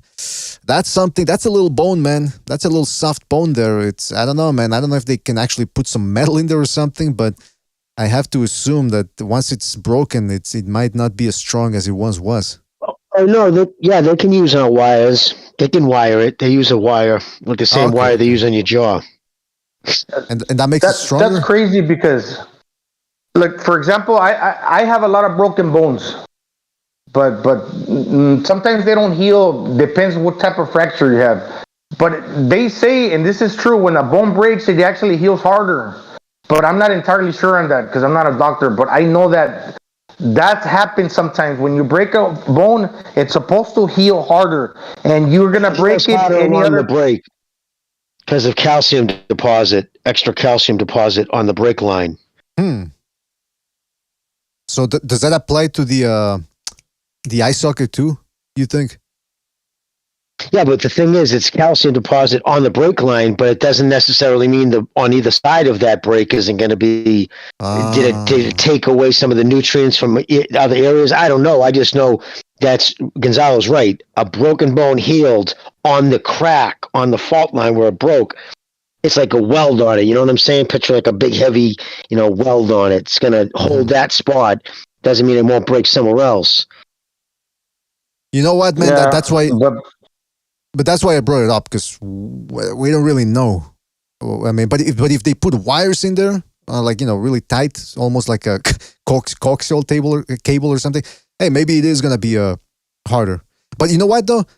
That takes us to the sloppy footwork and the low hands, because I've seen him I've never seen him down, but he does sort of like to gallop away and cross his feet. And so far, nobody's been able to get to him doing that because he's so quick. But when he does that, he also keeps his chin up in the air, I've noticed. And Donaire whizzed some shots off of that. Like, if he would have been a tad bit slower, Inoue, that is, he could have gotten caught with those shots. And then, like I said, the low hands too. Watch his fights. When he pivots away and crosses his feet, he tends to leave that chin up in the air and drops his hands. Carmona got him a lot a while back. He sort of worked on that. But against Donaire, he showed it in the first fight again. And just that so far right now, he's such a dynamic fighter and such a powerhouse that nobody really keeps him off the back foot. But at 122, that could you could end up seeing these type of technical deficiencies start to show up more. Yeah. He's fighting that MJ dude, right? Next. No, he's fighting Paul Butler. He's fighting Butler. Oh yeah, Butler. That's what I meant. Yeah, Butler. I think the weakness is just real quickly to the eye thing. Yeah, I don't know if it heals harder or not. That's a delicate place. We saw other guys get their orbital bone and they're not the same. But I think it has to do with this. Your eye changes shape. You're like the fucking Terminator. So once your eye changes shape, and he's already Asian, so the eyes are kind of slanted, right? Ah, come on, So man. it changes shape. No, it's like imagine you have your house, but then like. Well, there's this real famous house next to my grandma's house in TJ. It's called the house with the slanted window, La Ventana Chueca. Imagine looking through a slanted window. The way you look outside is going to be different than when your window's normal. What I'm basically saying is when you're used to seeing a certain way your whole life, but then all of a sudden that window is tilted to a different way. The way you look out of your eye, you might also be looking at it tilted. In other words, you're not looking the same as you were before. It changes your the way you look at things. So that's one thing that with the whole RoboCop eye thing, it changes the way you perceive things. But anyways, another thing, that's just my theory. He squares up a little too much. Like I'm saying, it's a good thing to volley up, exchange punches between one hand to the other. But also, you're more of a target. You could get hit with the straight punch down the middle. That much easier because you don't got that bladed slide profile, so you're less of a target. That's a good point, especially if he's taking on bigger guys at 122. But apparently, Fulton said he's moving up to 126 for one fight, I think. But you never know. Maybe that means maybe one fight actually means two or becomes three. I don't know, man. So there's still MJ. But look, Inoue still has to get past Butler. So I could see Butler beating him if Inoue shows up with the flu, maybe a little AIDS, maybe one hand broken. Maybe then Butler could outwork him or beat him. But that's not to denigrate Butler, man, but it's just that Inoue has proven already that those type of guys he can just eat up and chew up and spit out. So no disrespect, but it is what it is, man. Now we move on to the last fighter, Alexander Usyk, who, by the way, Ring Magazine now has him number one pound for pound. And why shouldn't he be number one pound for pound? Not that long ago, he had one of the best years in boxing when he beat Maurice Briedis. That win aged very, very well. Thank you very much. Then he outboxed Gassiev. I left out the Bellew fight because I went straight to the heavyweights. I said Chisora. Some people can say, well, BDA, Chisora is a, people are shitting on Fury for fighting Chisora. Why are we? Because it was his second fight at heavyweight as a pro, I believe. 36-pound weight disadvantage, I think. I think maybe more. I think it was around that. And a lot of people went off that saying, Chisora, he's strong in Chisora. I think now we know that was a good win now, especially for a fact that a lot of the guys that have been beating Chisora are actually actual heavyweights, whereas this guy is 6'4" and was outweighed by 36 pounds. And then Joshua twice. I mean, when you're doing that to a big guy, somebody in the chat was saying 2 hours ago, no, the true mark of a pound for pound guy is somebody that can beat bigger men. Well, if that's the case, then I guess Usyk tops the list, right? Oh, you're right. If you talk about that and, using that at by the way, shout out to going by Amak. beating a bigger man. Yeah. Shout out to Amak PvP, by the way, for rejoining the BDM membership program. Shout out to Amak. Glad to have you back on board again. Hope you guys are enjoying the show. Hit the like, fellas. Hit the like. But yeah, man, look, listen, this resume is about as impressive as it gets, man. And again, I left out the Bellew win. I left out the what was the guy's name? Wolodarski? Did he fight Wolodarski? I forget. Chad Witherspoon? No, Chad Witherspoon. That wasn't. No, I won't include that. At heavyweight. At cruiserweight. Well, I'm talking about. But that was a while back, though. Now that I think Glowacki. He also beat Marco Hawk. I forgot about that. So yeah, I mean, this guy's been on a tear, and now of course he's not knocking guys out like Beterbiev. But again, it's because he's outboxing much larger men. I mean, that is as impressive as it gets. And people want to diminish that maybe now. But hey, how many people were picking him to beat Joshua the first go-around? Not that many. I remember. Now, when it comes to attributes, speed. No, again, not many at all. That's right. Attributes, speed, defense. Now, when I say defense, I'm talking about the fact that you can include the footwork there. Just the way he controls the distance in and out. A little bit like Bivol, but also a little bit like Lomachenko. Is a mix between those guys. Stamina-wise, this guy, you're starting to see a pattern here. Speed, stamina, good defense. It all almost always will get you to the top. And then, of course, the experience. This guy's got, what, 20-something fights? Not even? Hold on a second. He's got, 20 wins. 20 fights overall. But he's got experience. He's fought nothing but big fights abroad. He's always fought, almost always in the other guy's hometown. I don't think he gets more experience than Alexander Usyk. What do you guys think about the skills? No, he's great.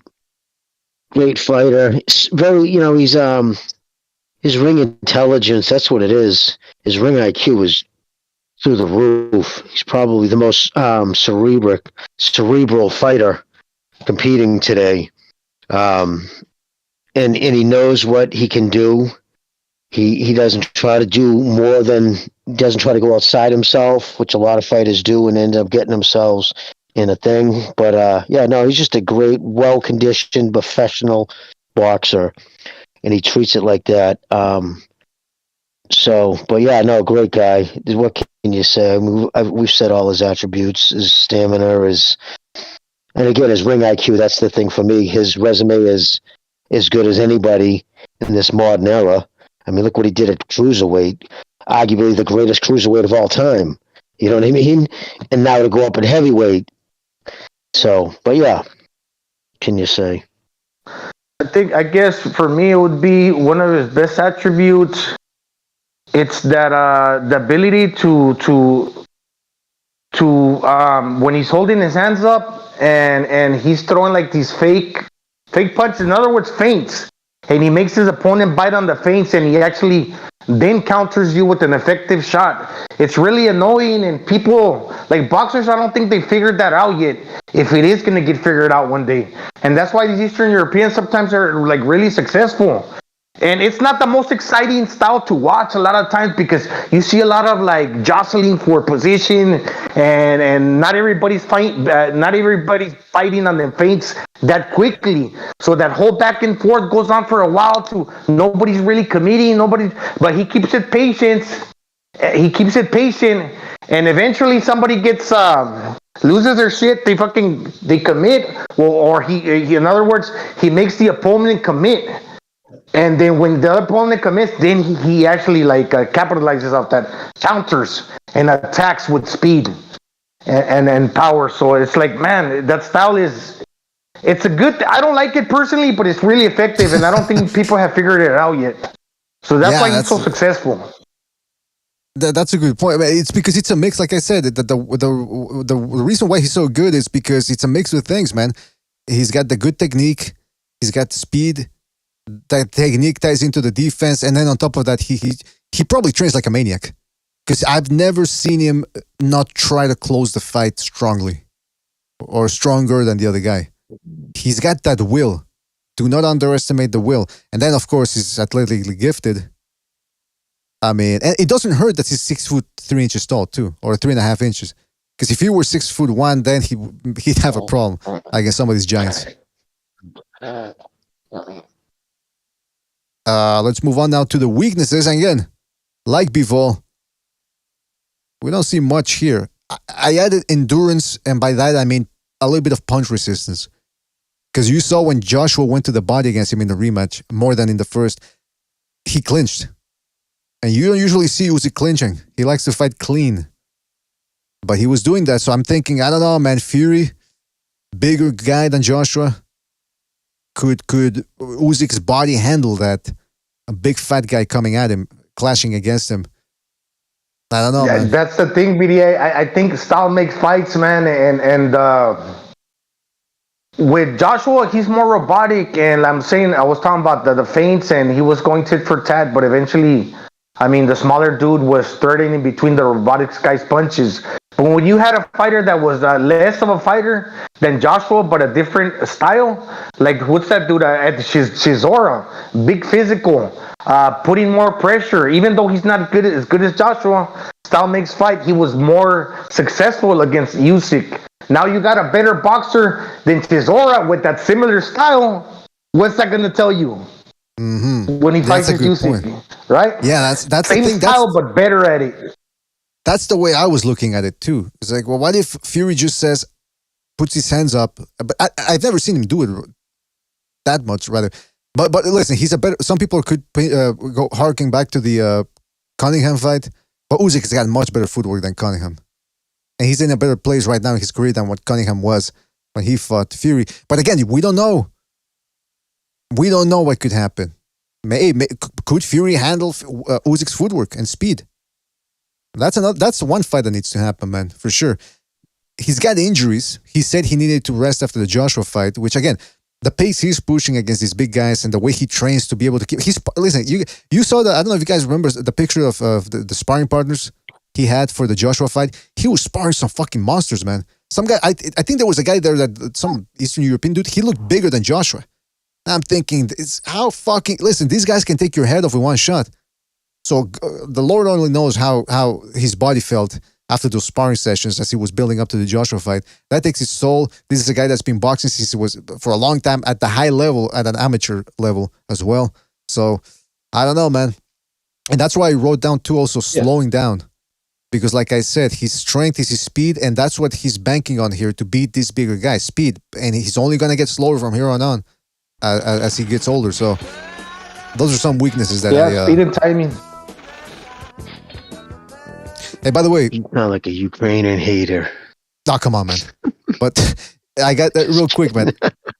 Real quick, shout out to Montezuma for his contribution with the super chat. He says, pound for pound for me is the boxer or the top boxers who create the most distance between themselves and their competition in their respective weight class. That's a great way of putting it, man. Shout out to Montezuma for that. That's a great way. Yeah, the guy who can distance himself. And not only from their respective weight class, I would argue in all boxing. And that's one thing that Usyk does. And I think that's why it's correct to have him as the number one pound for pound guy, because no drama, no frills, no, hey, let's make the fight in the Ukraine, or let's make it here, or this size ring. He goes, like Lomachenko, his friend, whatever you want, I'll give it to you. And I'll show you that I'm the better boxer. I got a clinch, then I got a low blow, then I got a fucking elbow, or throw a guy out the ring. Well, listen, with that being said. Yeah, well. Okay, one thing, BD, what is he gonna do against Fury? You know, like he likes to feint with that lead hand, Usyk, who's getting away with it at some points. But Joshua, he had a good 10th or 11th round. But Fury's like 6'9". He can just put up his hands and stick that lead hand out forward and kind of like, if you want to play with me, Usyk, I'm gonna play back with you with that lead hand. But if Usyk commits, he's gonna be too far away to actually get to Fury. And Fury, he's real like free flowing with his hands. He's not tied down by muscle. He's a fat dude, I get it, but he's like real, like he moves real fluid. So man, he can just counter Usyk when Usyk commits just as quickly as he does too. But with the advantage that he's just that much bigger. Think of Joshua, too robotic, couldn't exchange with Usyk. So given the size, man, I don't think Usyk beats Fury. And I mean, listen, I don't disagree, man. I mean, I don't know. I'm on the fence, man. I'm on the fence, but you broke it down well there, Gonzalo. That's for sure. Well, listen, we've been on for 3.5 hours. We gotta go.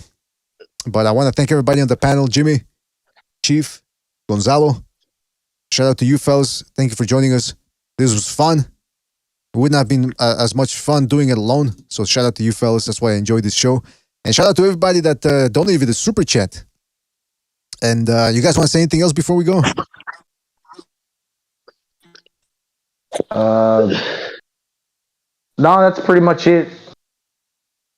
Pleasure being on as always. Well, thank you, man. Thank you. And yeah, thank you for being on, guys. Hope you enjoyed the show. Don't forget to hit the like on the way out. Munguia fighting my tocayo Gonzalo Coria, but all the Gonzalos that I've seen in boxing, they suck.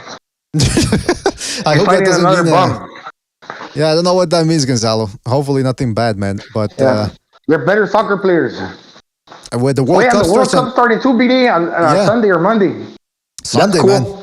Sunday, yeah, it's gonna be interesting to see if Mexico can finally get out of the round of 16 and get into the quarterfinals. Other than that, yeah, slim pickings when it comes to boxing right now. But at least on the 26th of November, it's gonna pick back up again until the the 14th of December, I believe. I think it all stops on the 13th when Ioka fights. No, excuse me, not Ioka, Inoue. And even that fight, but we got Zach Parker versus John Ryder on the 26th. We've got Pro Gracie Cepeda that same day. Dylan White is fighting that same day. Then we go to December the 3rd, Tyson Fury versus Chisora. I mean, it's a fight at least. But then the real fight of the night, Estrada versus Chocolatito. Oh, that's going to be good. Then the next week, Teofimo Lopez versus Pedraza. Conlan's fighting that day as well. Crawford versus Avinician that same day. This is the fight I'm looking forward to on that day, though. Warrington versus El Venado Lopez. That's going to be a good one. And then, like I said, December 13th, that's when it all ends. Inoue versus Butler. You know what's an underrated fight? I think the Pedraza versus Teofimo. Because we're going to see how good Teofimo is in this fight as far as boxing skills. Right? Because he might prove to be another Cambosos. We might actually get to see Teofimo's actually like limited once and for all. Pedraza is tricky, man. I actually can't believe that. I can't believe they're actually making that fucking Fury Chisora fight. I can't believe they had the stones to actually try to pull that off. Just absolutely outrageous. I mean, Chisora, seriously. I mean, how many was he? What has he got? 33 losses? Give me a fucking break. Has he come close to ever winning a big fight? It's like Dillian White. I have no. I hear about either. You want to put a buzzkill on me? You mentioned Dennis Chisora. I know, a lot of people are a fan that he tough guy always keeps coming out. He's got tough man competition. I don't know. I just got no desire to watch any of his fights or Dillian White's. The rematch was boring. The rematch was boring. It was just Fury slapping Chisora. He showed good skills. Don't get me wrong, but do you really want to pay money to watch good skills? I mean, I don't know, man. All right, but listen, fellas. This is going to be a pay-per-view too, right? We're not off. I thought we were off the air. Okay. Good night, everybody. Shout out to you guys. Thank you. Thanks again for joining us. Really appreciate everyone on the panel, everybody on the chat. Like I said, everybody donated the super chat. Shout out to everybody in the chat. I'm talking about Virtuoso, Amak PvP. Shout out to Amak for rejoining the membership program. Shout out to J Colt, King KO, Heretic with the interesting thumbnail there. Joker, shout out to Joker. Shout out to Plutonium Loach, Super Sardonic, the greatest, King KO, Nes Mendoza, Mr. Nes Mendoza. Shout out to Abuela. Who else? Mark T, Uncle Charles. Shout out to Uncle Charles, Sergeant ZUSMC, and anybody else. Guys, if I forgot anybody, Jet Kyle was in here as well. If I forgot anybody, it's because we gotta go. Shout out to you fellas. Thank you for joining us. Catch you on the next one.